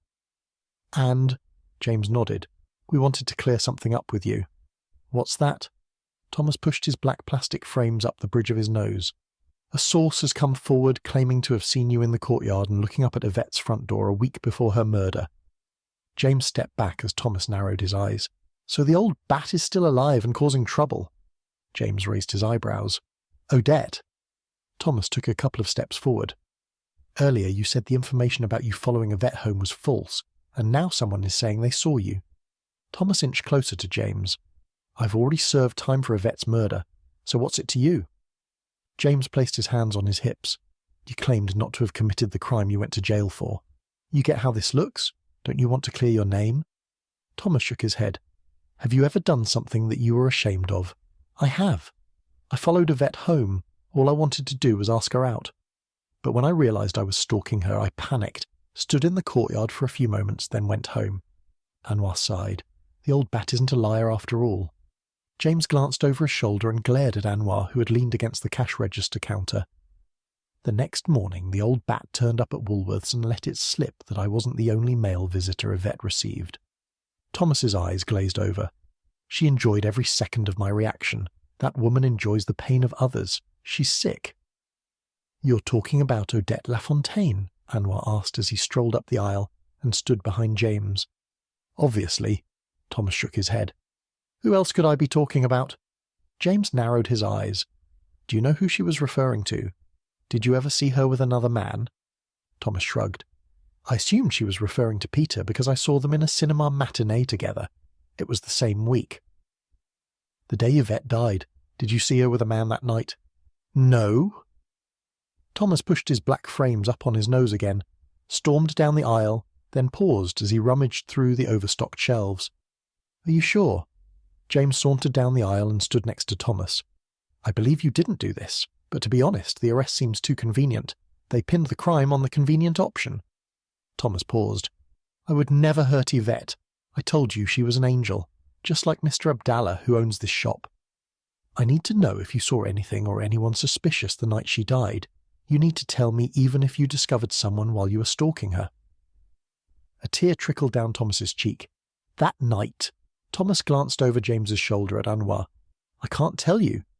James looked over at Anwar as well. Anwar is a good guy. This is off the record. He won't say anything. He wanted to talk to you here because he didn't want to do anything that may put your parole in jeopardy. What a saint! Thomas glared at Anwar. James tilted his head. It's the truth. He actually cares about how his actions may affect you, and he wants to see you get your life back together. Thomas swallowed hard. I saw nothing. James rolled his eyes. Thomas's voice broke. I'm so ashamed. But I was violating my parole. It was only a bit, but I bought cocaine from my dealer, Omar White. He was arrested around the same time as me for drug charges. I was at his place doing a line the evening Yvette was murdered. Either way, I was going to end up in jail, so I said nothing. There's no need to drag others down with me. You don't know what it's like. After my first sentence, I ended up homeless with a drug problem and no work until Yvette came along. Prison was a much better experience for me than being on the outside. Like I said, either way, I was going back and I wasn't about to take down a friend with me. Thomas reached out and dragged a bathroom tap enclosed in plastic off the shelf and walked towards Anwar. He thrust the tap into his chest, then continued to stroll down the shop's aisle. Your missus will love it. Where were you around the time Albert was murdered? Anwar asked, his eyes fixed on the tap in his hand. Thomas pointed at James. I told him. He knows. Thomas paused as he reached the cash register. "I was with my parole officer, Michael Lawrence, at 6 p.m, then went back to work late here until 9 p.m. They have CCTV. Installed it after a recent robbery. I went home and watched TV until midnight with my flatmate. He works here too. You're more than welcome to watch it if you don't believe me." Anwar raised his eyebrows at James as he strolled down the aisle towards the register. "It's £120. Thomas nodded. Chicks dig that expensive crap. Chapter 18. The hum of the photocopier, along with the constant ringing of the Northamptonshire police station's phone, sent a sharp pain shooting through James's head. Hunched over and glued to his smartphone, James flipped through Yvette's diary to the entries 9 months before Rachel's birth. Anwar leaned back in his chair, sipping a double espresso and reading the pages of a leather-bound journal. "Have you noticed how the mention of the mystery man starts a few months before Rachel was conceived?" James continued to read the pages on his smartphone. "What?"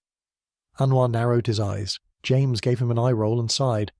"Obviously there is no one who goes by the name Mr. E. Man. It's code for a mystery man. She's protecting the identity of her lover." Anwar pulled the double espresso away from his lips. "We don't know if this mystery man is her lover. Yvette devotes an entire passage to how alluring his cologne is, and how aroused she feels at the sheer smell of the scent." James leaned back and grimaced. "She's doing the horizontal mambo with this guy." "She was 40 when she died," James laughed. "Rachel exists, so you need to get over the too old to conceive thing." Anwar shook his head. This mystery man who was visiting Yvette wasn't just making house calls. James raised his eyebrows. "From a certain perspective, one could argue he was. But my point is, he's Rachel's father." Anwar rolled his eyes. "Hunches are great if you work for a trashy tabloid, but in the real world of criminal investigations we stick to the facts and don't rearrange evidence to suit our hunches." James pursed his lips. "Fine. Why didn't Odette tell us about this mystery man who was visiting Yvette?" "It was 20 years ago," Anwar shrugged. "So Odette remembers new information placing Thomas at Yvette's apartment 20 years ago, but forgets the frequent visits of a male visitor." James raised his eyebrows. "Odette is an old-fashioned Frenchwoman, trust me. She loves a scandal. She remembers the mystery man." The small pile of case files wobbled as Anwar slammed the diary onto the table. "Either Thomas or Odette is lying. Who do you think it is? The violent criminal who has a history of not telling the truth, or the 76-year-old woman who lived next door to a murder victim?" James slipped his smartphone inside the pocket of his jacket as he shook his head at Anwar. "What does his violent past have to do with his ability to tell the truth? The evidence points to Thomas." Anwar slammed his forefinger down onto his desk. "He has an alibi." Anwar raised his bushy eyebrows at James. "Okay, let's discuss his shaky alibi." James shifted in his seat as Anwar glared at him. "Did you know that Mr. Abdallah, the owner of Hammer and Nail, has a soft spot for trying to rehabilitate criminals? He's involved in his local mosque and in outreach programs. A year before Thomas was released from prison, Mr. Abdallah hired Alan Smith." Anwar sighed. "He's Thomas Walsh's flatmate and another violent offender. That's his alibi from 9 p.m. through to midnight." James shook his head. "What about the CCTV and asking his flatmate?" Anwar continued to glare at James. 3 hours is enough time to place Thomas at the scene of the crime, with plenty of time to commit the murder. And now, for his motive. Thomas went to jail for a crime he didn't commit and was angry, so he took his revenge at the first opportunity. "This is ludicrous." James slapped his hand on the pile of case folders on the edge of Anwar's desk. Anwar narrowed his eyes at James. "We both know that you're just after a page 1 story. Are you even going to check out his alibi?" Chapter 19. He should have known it would end this way. The scowl etched on Odette's face as he and Anwar hiked up the stairs towards her flat should have been his first clue. After a fruitless and disappointing squabble with Odette, James and Anwar reluctantly boarded the No. 3 bus with the septuagenarian to travel to the 10th level of Dante's Inferno, also known as the Society of Crochet and Knitting. But it wasn't all bad. Much to James's delight, Odette was in the mood to speak English. I knew she was pulling the wool over Anwar's eyes. He must be fuming. 15 minutes later, James and Anwar followed Odette into a late 19th century fire station turned public library, and joined a knitting club full of elderly women.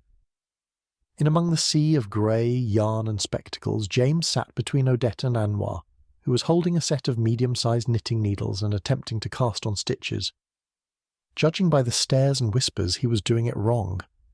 To James's surprise, Anwar was a skilled knitter, but Anwar's cold, hard stare discouraged James from asking for tips. Perhaps this is going to be a two-body murder after all. After much deliberation, James bit the bullet. Odette, I get that you're frustrated with all of our questions. James spoke in a hushed tone as he leaned to the left. She held up her forefinger. No, we knit. Anwar peered over and glared at Odette. Are you worried about Rachel's accident? James leaned back in the small wooden chair and sighed. You can't believe that was an accident. It's too much of a coincidence. Odette tilted her head as she continued to cast on stitches with her pale blue yarn. You've seen a lot of things connected to this case, and whoever murdered Yvette and Albert is probably aware that you know things that could lead to their arrest. James cocked his head. What do you think a person like that would do if they thought you knew too much? No proof. Odette stood, then walked over to the nearest bookshelf, clutching her needles. James sighed, stood, and strolled across the room after Odette, with Anwar following closely. A person like that doesn't need proof. There's too much at stake for them.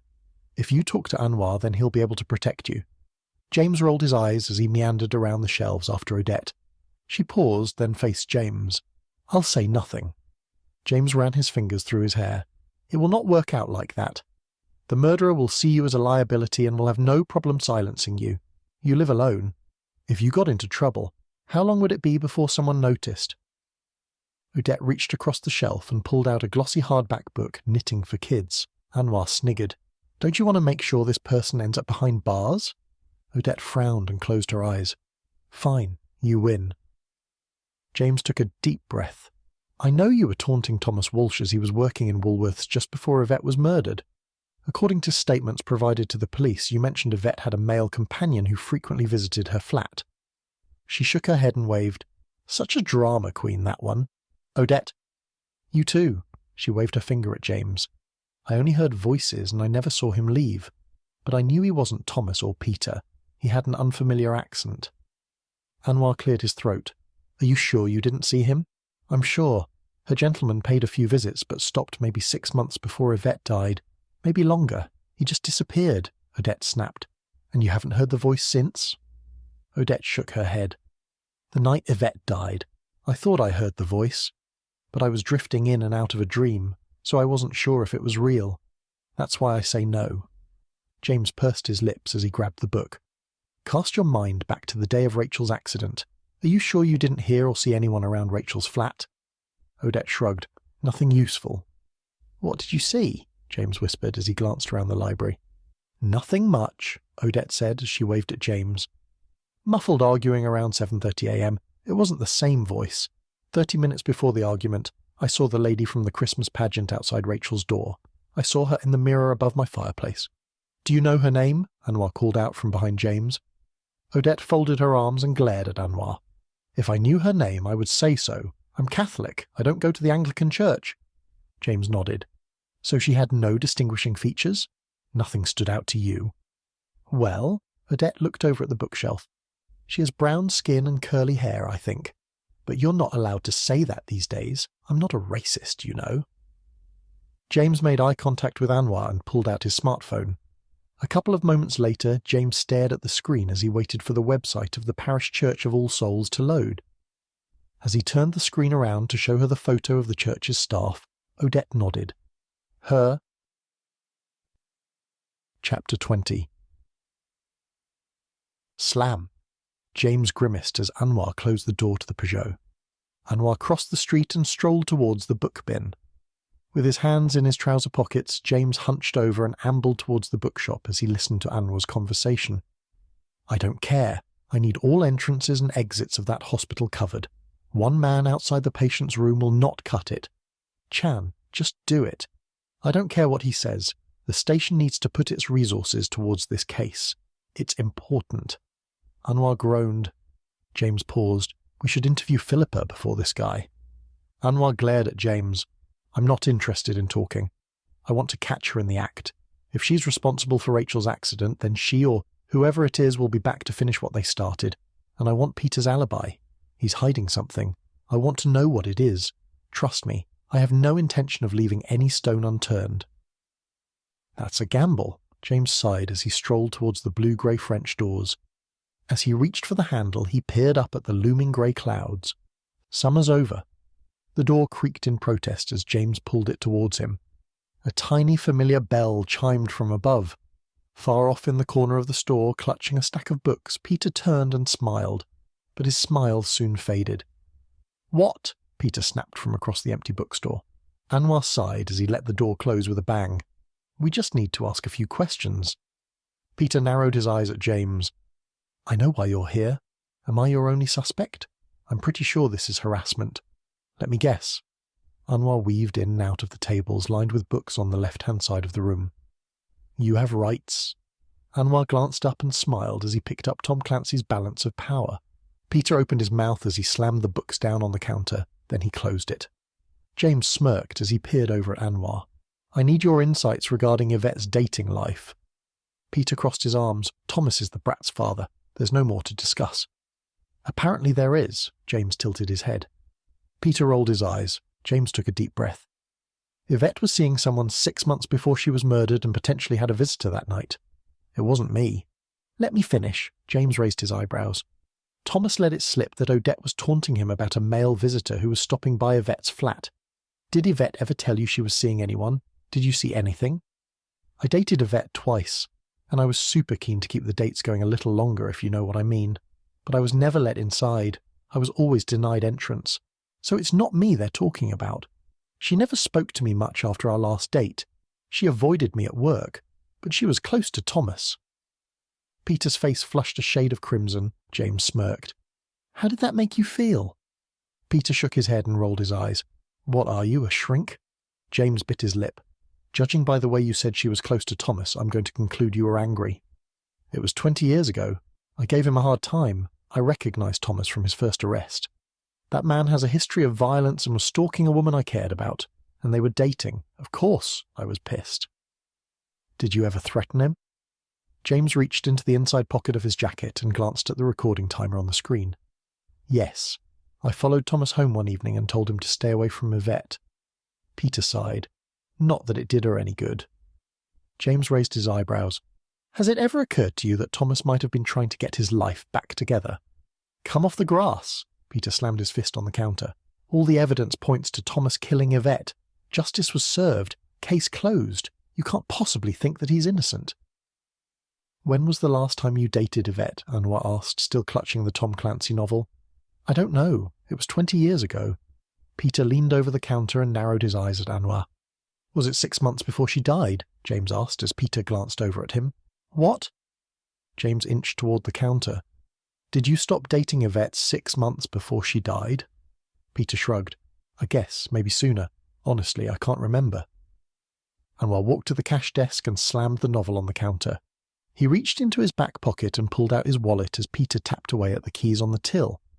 James cleared his throat. "And you're sure no one can confirm your whereabouts the night Albert was murdered?" Peter hung his head and stepped away from the register. He wandered around the till, then across the room and towards the door. With a sigh, Peter reached out and turned the open sign around. Then he twisted the silver latch on the door and locked it.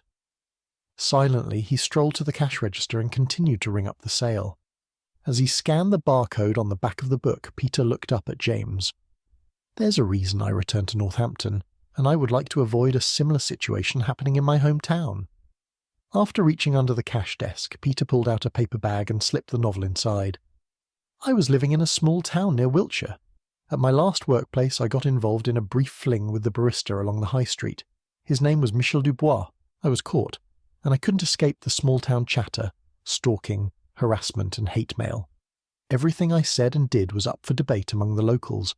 It got to the point where I was anxious about everything that I said, and I shut myself away. There was no one I could trust. At some point, everyone was talking about me. I couldn't handle the public scrutiny. It was isolating. So I moved back home." James pursed his lips. "The night Albert was murdered, I was at home with Michelle. All we want to do is live our lives in peace. I don't want the details of my sexuality to get out. That's why I was vague about my alibi." James furrowed his brow. Peter sighed. "I didn't realise that I was gay 20 years ago. I thought every guy had the occasional same-sex attraction. I dismissed it. Maybe I was in denial, desperate to fit in the mould." James gave Peter a weak smile. "Look, I'm not a monster, so I won't include this in my story. You won't see it in the Tribune." Anwar cleared his throat. "I will obviously have to check your alibi, but you'll be thrilled to know that case files are not open to the public. You can only get a copy if the investigation directly relates to you, so Joe down the street can't snoop in the files and discover your alibi." Peter exhaled. With a nod, James turned and strolled towards the front door of the book bin as Anwar stayed behind and took down the details of Peter's alibi. Chapter 21. Heavy droplets fell from the dark grey sky as the windscreen wipers on PC David Chan's car struggled to keep up. He cast his eyes over to the broken black umbrella lying on the floor on the passenger's side. The wipers screeched to a halt. Visibility was almost at zero, not the perfect conditions for a stakeout. Anwar is going to kill me. Leaning over the steering wheel, Chan squinted as he stared at the entrance. Far off in the distance, a figure in a navy blue hooded raincoat dashed towards the safety of the Northampton General Hospital's critical care unit entrance. He inched forward. "I can't see their face." With a sigh, Chan leaned back and stopped the recording on the tiny camera. He opened up the silver laptop and replayed the last 5 minutes of footage. The last thing Chan needed was to call in another false alarm. 2 months ago, Chan had sent Anwar on a wild goose chase after believing he'd spotted a perp entering a victim's residence. Long story short, it turned out the victim's father, whom he had spoken to several times before, was dropping something off at his daughter's apartment. Anwar had fumed and threatened to put Chan on desk duty, but eventually calmed down. This time, Chan wasn't sure whether his superior officer would be so lenient. As he glanced at his phone, the words desk duty lingered in his mind. What am I going to say? An unknown individual entered the entrance to Rachel's wing in weather-appropriate attire. I need to learn to relax. Chapter 22. Across the empty car park, James ran after Anwar as he dashed into the Northamptonshire police station. Gasping for air, James closed the door behind him and strolled across the reception area. Anwar stood in the open staff entrance door, hovering over the clipboard in the hands of a slender ginger constable. "Thanks, Nicholas." Anwar nodded, then shook his head. James raised his eyebrows. "Thomas's alibi checks out. Nicholas just went through an old case file from the time of Yvette's murder." Anwar exhaled. On the day she was murdered, an officer from the Northamptonshire police station in Kettering arrested Omar White for possession and distribution of dangerous and harmful drugs. A team of officers was on a stakeout, and Thomas was on the surveillance footage around the time Yvette was murdered. Omar White, along with a series of other individuals, were arrested. Thanks to modern technology, we were able to identify Thomas Walsh as the unknown individual in that case. I forwarded you the details. James pursed his lips. "So, Thomas is ruled out as a suspect for Yvette's murder?" Anwar rolled his eyes. "And he's also been ruled out as a suspect for Albert Harrington's murder." This morning, Chan finished collecting statements from Thomas's neighbours, one of whom complained about the noise from the apartment around 11:03 p.m, and said she could hear the television, and Thomas chatting well past midnight. Then, close to midnight, she knocked on Thomas's door and said both he and Alan were home as he said. Anwar sighed. "You were right. He is trying to learn from his mistakes." "What about Peter's alibi?" "No word yet." Anwar glanced at James, then nodded towards his desk. The two men weaved in and out of the sea of cubicles. As Anwar reached his workstation, he picked up a pile of case files off the carpeted chair and placed them on top of the small pile on the corner of his table. Anwar waved James over to a guest chair as he pulled out what looked like a brand new ergonomic chair of his own. As James sat, Anwar leaned over and whispered, "This is unorthodox, I admit it. But I've used up a lot of manpower on a stakeout of the Northampton General Hospital." Glancing over his shoulder, James surveyed the room. There were 3 uniformed police officers and 2 plainclothes detectives working at the station. "I can't use any more manpower on this case." Anwar nodded. "I thought we could strike a deal. I'll let you see the old case files for Yvette's murder, provided you don't print anything that may jeopardize the murder trial of Albert Harrington. Perhaps I could look at your story before you print it and let you know if you're crossing any lines. I don't want to see you getting arrested." James raised his eyebrows. Anwar smiled. "I'm not trying to edit your copy or silence you. I don't want to see you arrested for contempt of court." "So you trust me?" James smirked. "Yes." Anwar handed over a set of manila folders. 20 minutes later, James stared at the interview transcript. Merde. Why didn't I see this before? A wave of anxiety swept over his body as he contemplated the consequences of his discovery. But is it evidence? Or will Anwar insist on facts? As James continued to read the transcript, the tiny hairs lifted on the back of his neck. James glanced over to find Anwar staring at him. Anwar narrowed his eyes. "What did you find?" James used his fingers to comb his hair. "You remember when I found a reference to a secret lover in Yvette's journals?" James sighed. "I thought it was a code to conceal the identity of her lover." "Yes," Anwar said, with a hint of skepticism in his voice. "Yvette was writing in code, but not in the way I thought. Mr. E-Man contains the initial of his first name followed by 3 letters of his middle name. She wasn't hiding her relationship. She was trying to be discreet." Anwar grimaced. "What?" "Here," James pointed at the first paragraph of the interview transcript. "It's not a mystery man, but Mr. Edward Emmanuel Harrington, a.k.a. Mr. E-Man." Anwar shook his head. "Why am I sensing a conspiracy theory?" James rolled his eyes. "Hear me out. If Father Edward Harrington was Yvette's lover, that gives him, or possibly his wife, a motive for murder." Anwar closed his eyes and sighed. Father Edward murdered his brother because Albert either discovered the secret and confronted him, or was getting close to figuring out the truth. Because of his position, Albert wouldn't have kept this a secret. James reached over and grabbed a sticky note and placed it on the edge of the page. So he attempted to murder his brother and left him on the floor of the study. But Albert wasn't dead and drove his car to the church to include his brother in the murder investigation, hoping the police would make the connection. And if Edward was willing to kill his brother, you can bet he would kill his lover to save his career, and possibly try to push his illegitimate daughter down the stairs. Anwar shook his head. "Just because it fits doesn't mean it's related. There's no information other than a journal to support this theory. Yvette could have had a crush on Edward. That doesn't mean they were lovers." James rolled his eyes. "Okay, maybe Philippa murdered Yvette out of jealousy, perhaps accidentally when she found out that Yvette had Edward's child. When Albert started looking into the case again, Edward came home and told his wife. She sneaked out in the middle of the night and murdered Albert to hide her secret. This might also explain why Philippa was seen outside Rachel's flat. Or maybe Philippa was curious to see Yvette's child. Anwar closed a file, placed it to his left, picked up another file and flipped through it. "Fine, you want evidence, I get it." James pursed his lips.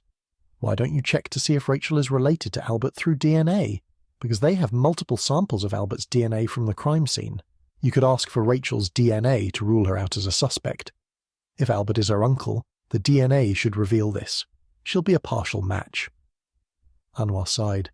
"Now that you mention it, this morning I got access to Rachel's emails. A couple of weeks ago, she sent off a DNA ancestry kit and received a confirmation email. So is that the source of your theory? A young girl who is desperate to figure out her parentage?" "No. Rachel never told me about the DNA ancestry thing, or who she thought was her father. I can connect the dots for myself." James rolled his eyes. "Think about it. It's the only motive that makes sense for the murder of Albert Harrington and the attempted murder of Rachel Spencer that is both directly related to Albert, reopening the case and Yvette's murder 20 years ago." Anwar glanced up from the police file. His eyes darted over to the black telephone sitting on the top right-hand corner of his desk. "I'll have to fill out a few forms, but it doesn't prove who killed Albert." "It's a motive," James sighed. "You lack a suspect and a motive at the moment, and if this pans out, then you have 2 suspects." Anwar nodded. "I wonder if I can find someone to stake out All Souls and the rector's cottage." Chapter 23. From the second the double-glass doors of the critical care unit slammed shut behind him, a sea of thoughts flooded James's mind. As he headed down the cold, pristine white corridor of the Northampton General Hospital, his chest tightened. Perhaps Anwar was right. I'm giving too much weight to Yvette's journal. Despite all logical reasoning, his chest tightened, and the thoughts swirled around his head faster than before. His thoughts were like lemmings.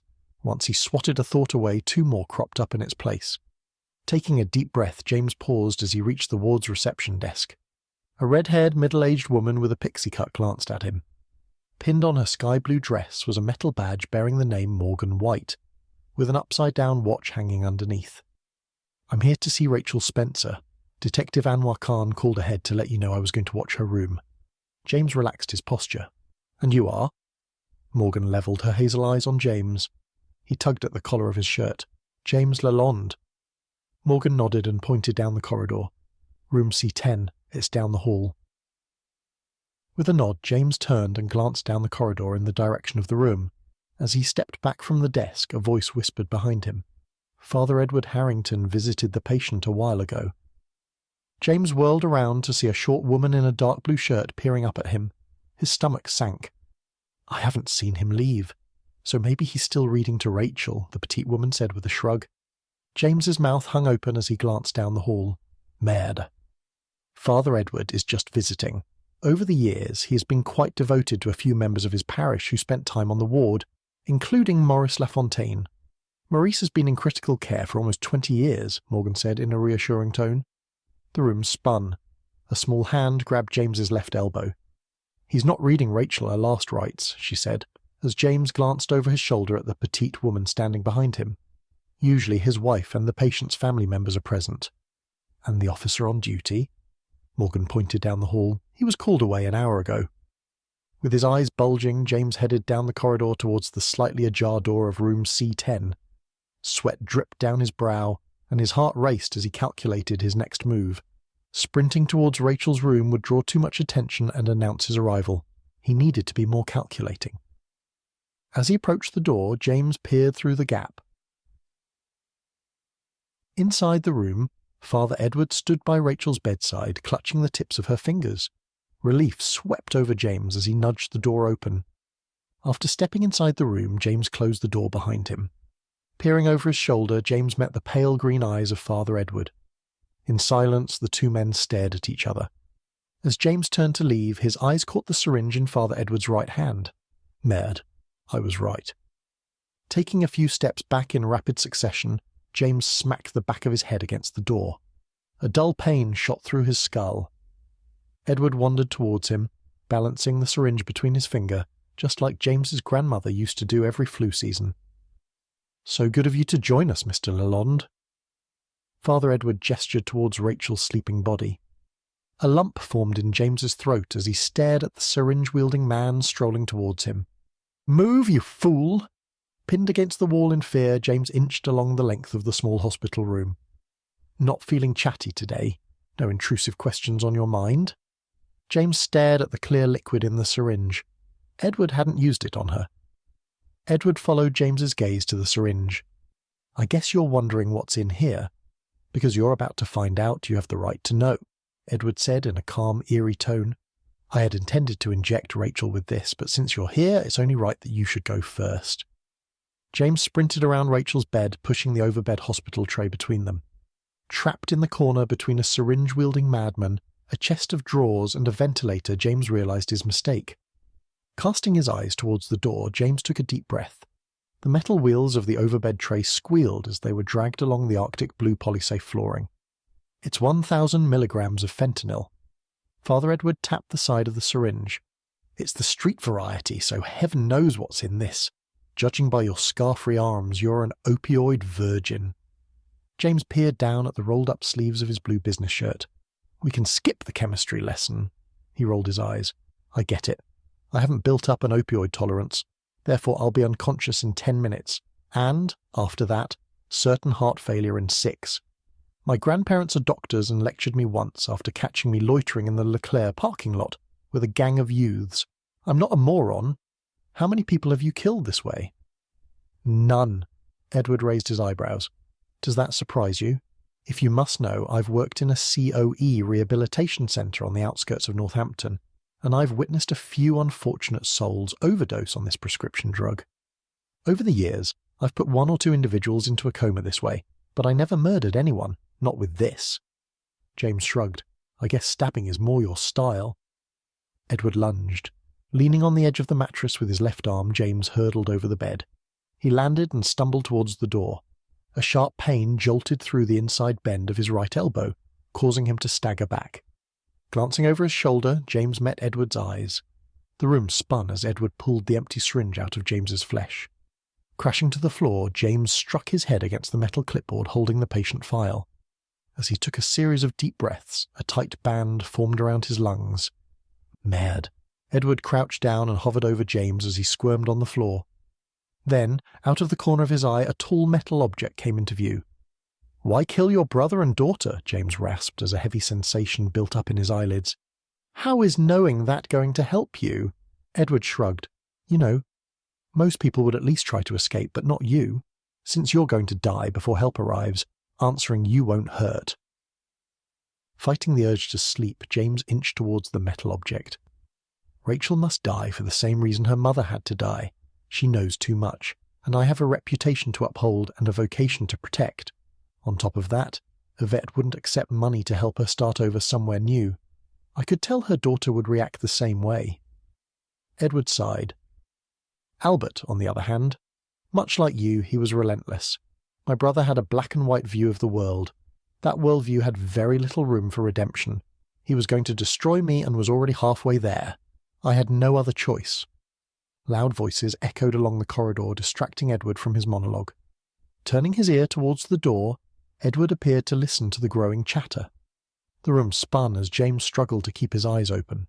After dropping the syringe to the floor, Edward slid it across the room under Rachel's bed. With all the energy he had left, James arched his back and grabbed hold of the blood pressure monitor. In a single tug, James brought it down on top of him and Edward. The blood pressure monitor slammed down on James's face, pushing the frames of his glasses into the bridge of his nose. A loud, muffled groan and the clanging of metal against the blue floor filled his ears as the room fell into darkness. Chapter 24. With his heart pounding, Anwar sprinted across the Northampton General Hospital car park. The dark grey clouds rumbled as the heavy droplets of rain soaked his navy trench coat. Far off in the distance, a man wearing a bright yellow hooded jacket stood in the shelter of the covered entrance. Anwar smirked. At least he waited and didn't go inside without me. Gasping for breath, Anwar dashed to the entrance. Thunder and lightning crackled as the rain continued to fall. As the detective reached the covered entry, Chan awkwardly waved. "Did you know Lalonde was going to visit Miss Spencer?" Chan pointed over his shoulder as Anwar slowed his pace to a casual stroll. Anwar closed his eyes and took a deep breath. "Feel free to rub it in." He sighed. "Yes, at the time I thought nothing of it." Anwar rolled his eyes. "As I was scrolling through her emails, I noticed Rachel had completed a DNA ancestry kit. As I read the report, I noticed it highlighted that she has a blood relative in common with the Harringtons." Chan's eyes widened. "Who?" Anwar placed his hands on his hips. "Albert and Edward's father is her grandfather." Chan narrowed his eyes. "Why aren't we at All Souls taking Edward into custody?" Anwar shook his head and closed his eyes. "I got a call from Morgan White letting me know that James had turned up at the critical care unit and was acting suspiciously. She also told me that Father Edward Harrington was visiting Rachel." Chan nodded. "It's a bit premature for last rites." Anwar sighed. "It turns out that our favourite conspiracy theorist was right." Chan smirked. "Let's not tell him," Anwar said over his shoulder as he dashed into the hospital and rushed down the long corridor to the critical care unit. As Anwar ran to the double glass doors with Chan following closely, the people in the corridor stepped to the side. As the two men approached the critical care unit, the doors parted. Out of breath, Anwar glanced over his shoulder. "I want you to wait here. There's only one way in and out of this unit. Unless he jumps out a window, but that's unlikely." Chan nodded. With his eyes fixed on the closed door at the end of the corridor, Anwar picked up his pace. As he passed the reception desk in the middle of the ward, Anwar spotted a metal bedpan sitting on the countertop. He paused and surveyed the room. The nurse's area was empty. Anwar glanced down the hall, then back at the bedpan. There was something suspicious about the closed door. Every other time I was at the hospital, Rachel's door was open. He strolled across the corridor, picked up the empty bedpan, and crept down the hall towards room C10. Outside the closed door, Anwar leaned in and listened. A dull sound like a Velcro fastener being ripped off of something came from inside the room and broke the eerie silence. Frightened of disturbing whoever was inside, Anwar held the bedpan behind him. Then, reaching out with his left hand, Anwar slowly turned the handle. Hovering over the metal bedside table, Father Edward Harrington stood next to Rachel's bed and prepared a syringe. Next to the bed was a blood pressure monitor. On the floor near Edward's feet lay James Lalonde, his mouth wide open. Edward grabbed Rachel's arm with his left hand and massaged her forearm. Anwar slipped inside the room between the gap created by the open door as Edward hunched over Rachel's bed. Without making a sound, Anwar crept up behind Edward and smacked him across the back of the head with the metal bedpan. Those childhood years of sneaking around his parents' house and scaring his brothers had finally paid off.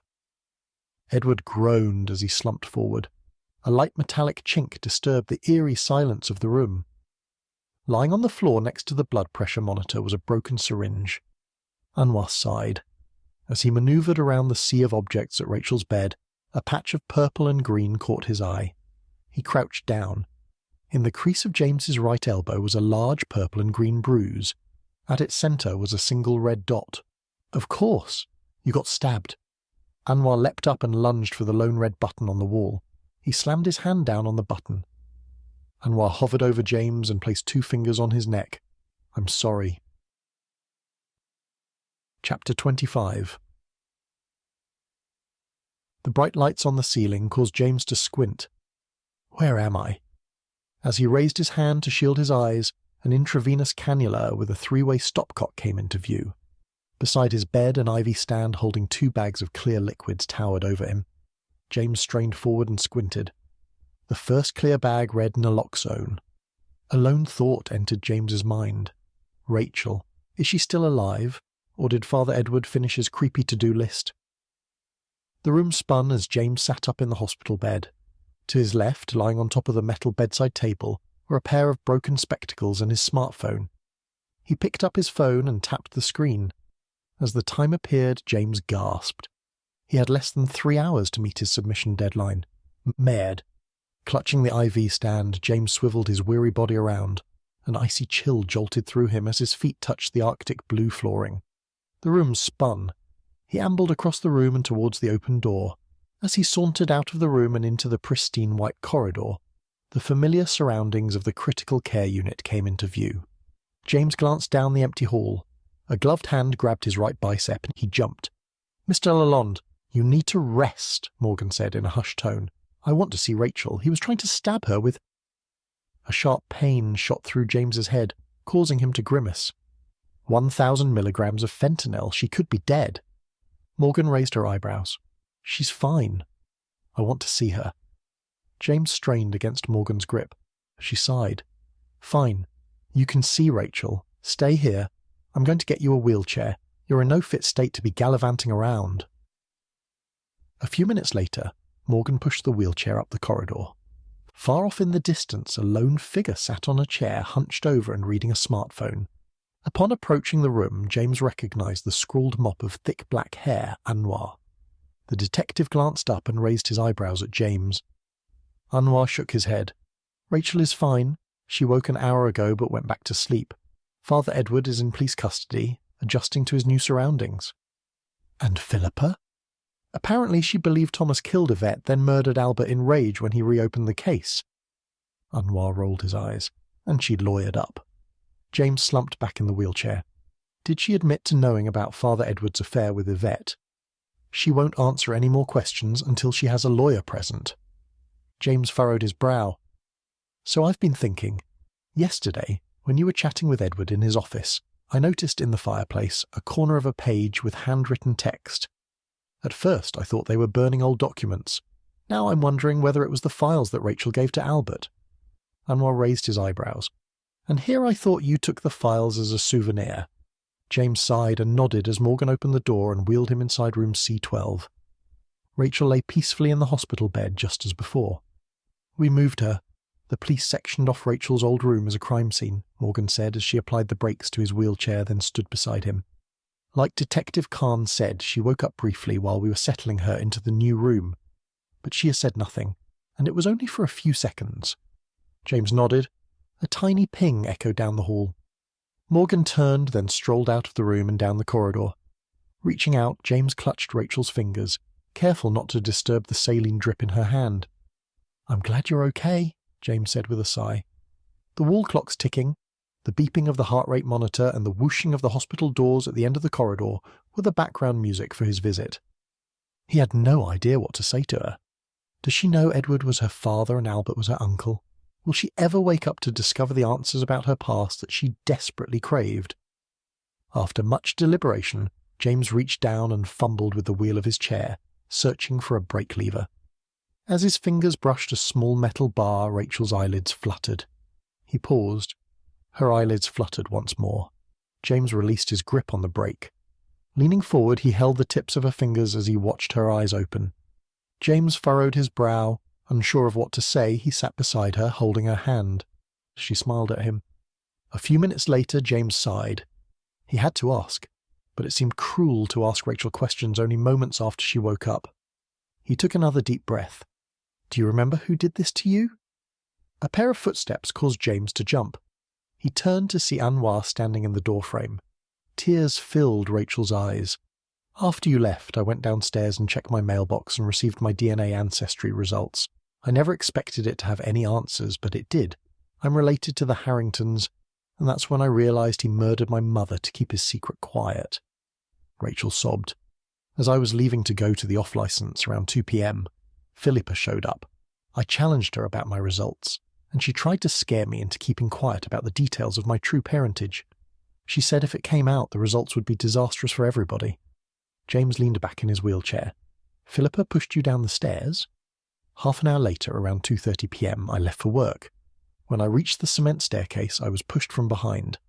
As I fell, that's when I saw him. He was in his traditional priestly robes. He was supposed to be my father, and he tried to kill me." Tears streamed down Rachel's cheeks faster than before. James bit his lip and squeezed her fingers.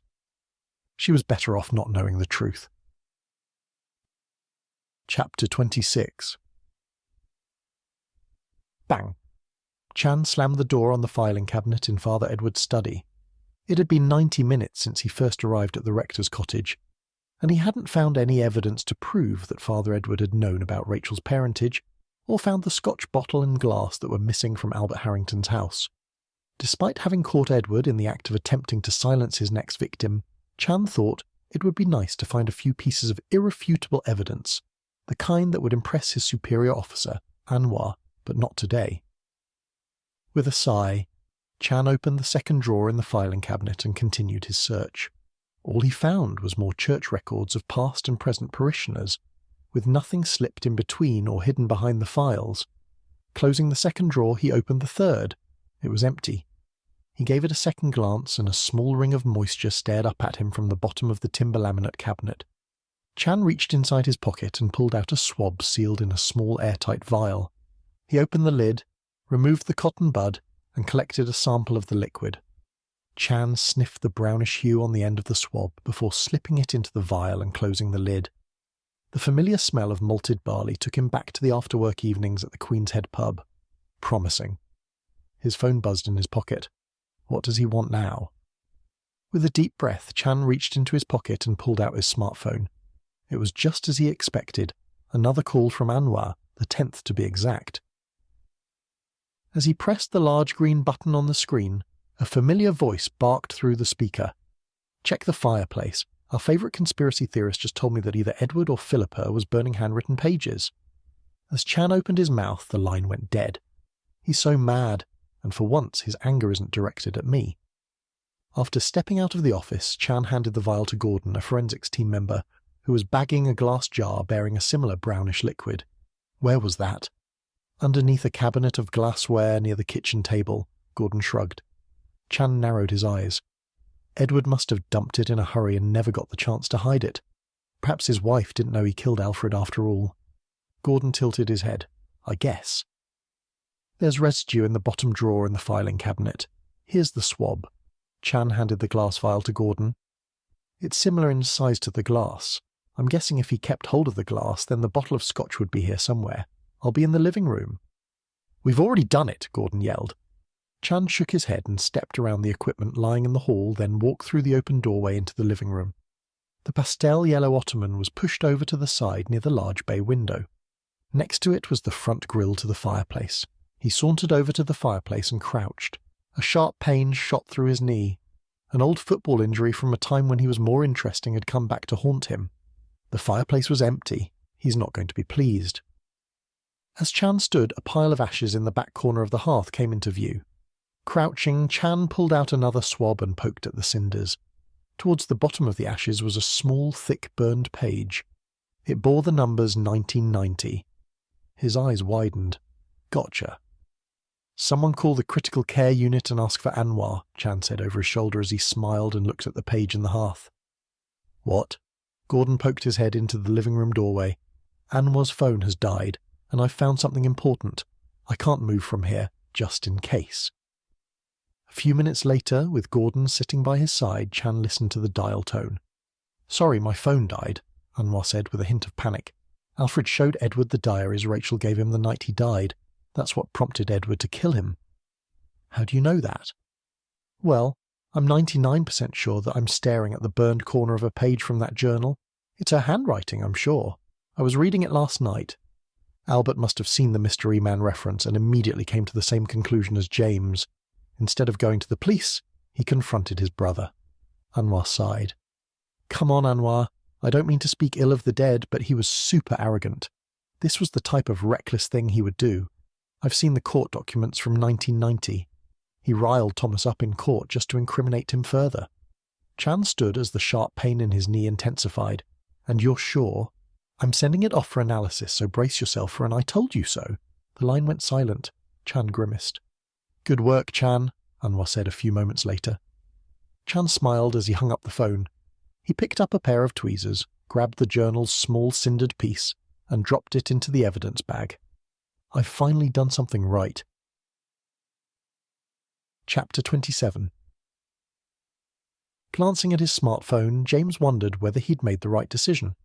He had chosen not to look at the Northampton Tribune's early morning edition after submitting his story 90 minutes past his 6 o'clock deadline. The piercing ding of the elevator rang through his head. James grimaced as the doors sprang open. The second floor seemed quiet, almost eerie. Slipping his smartphone into his pocket, James sauntered towards the semi-transparent door bearing the logo of the Northampton Tribune. He swung the door open and ambled inside the quiet newsroom. James paused. Hanging around the newsroom on a string, over cubicles and suspended from the tiled ceiling, was his story, on the front page. Today's banner headline bore the words, "Killer Priest Strikes Again." The room spun as James stumbled forward and grabbed hold of the first fabric-covered cubicle wall. "Surprise!" The entire third-floor staff jumped up from behind their cubicle walls and blew into party whistles as Rhys Kelly popped the cork on a champagne bottle far off in the distance. He was finally a journalist and no longer a dog's body. James smiled as Will walked up to him with his arms stretched out wide. Will hugged James. "You've got your first story on the front page, and I heard you tried opioids for the first time." Placing a party hat on James's head, Will smirked. "All in the name of journalism, of course." James shook his head. As James worked his way through the sea of smiling faces, his phone buzzed. A message had come through on his work email. He reached into his suit jacket and pulled out his smartphone. The screen read, "I just saw your headline. Congratulations on your front page story. Thanks for helping me. Rachel." Thank you for listening to The Candidate, a Rookie Reporter Mystery, Book 1, written by A.D. Hay. Read to you by Christopher, an AI synthetic male voice.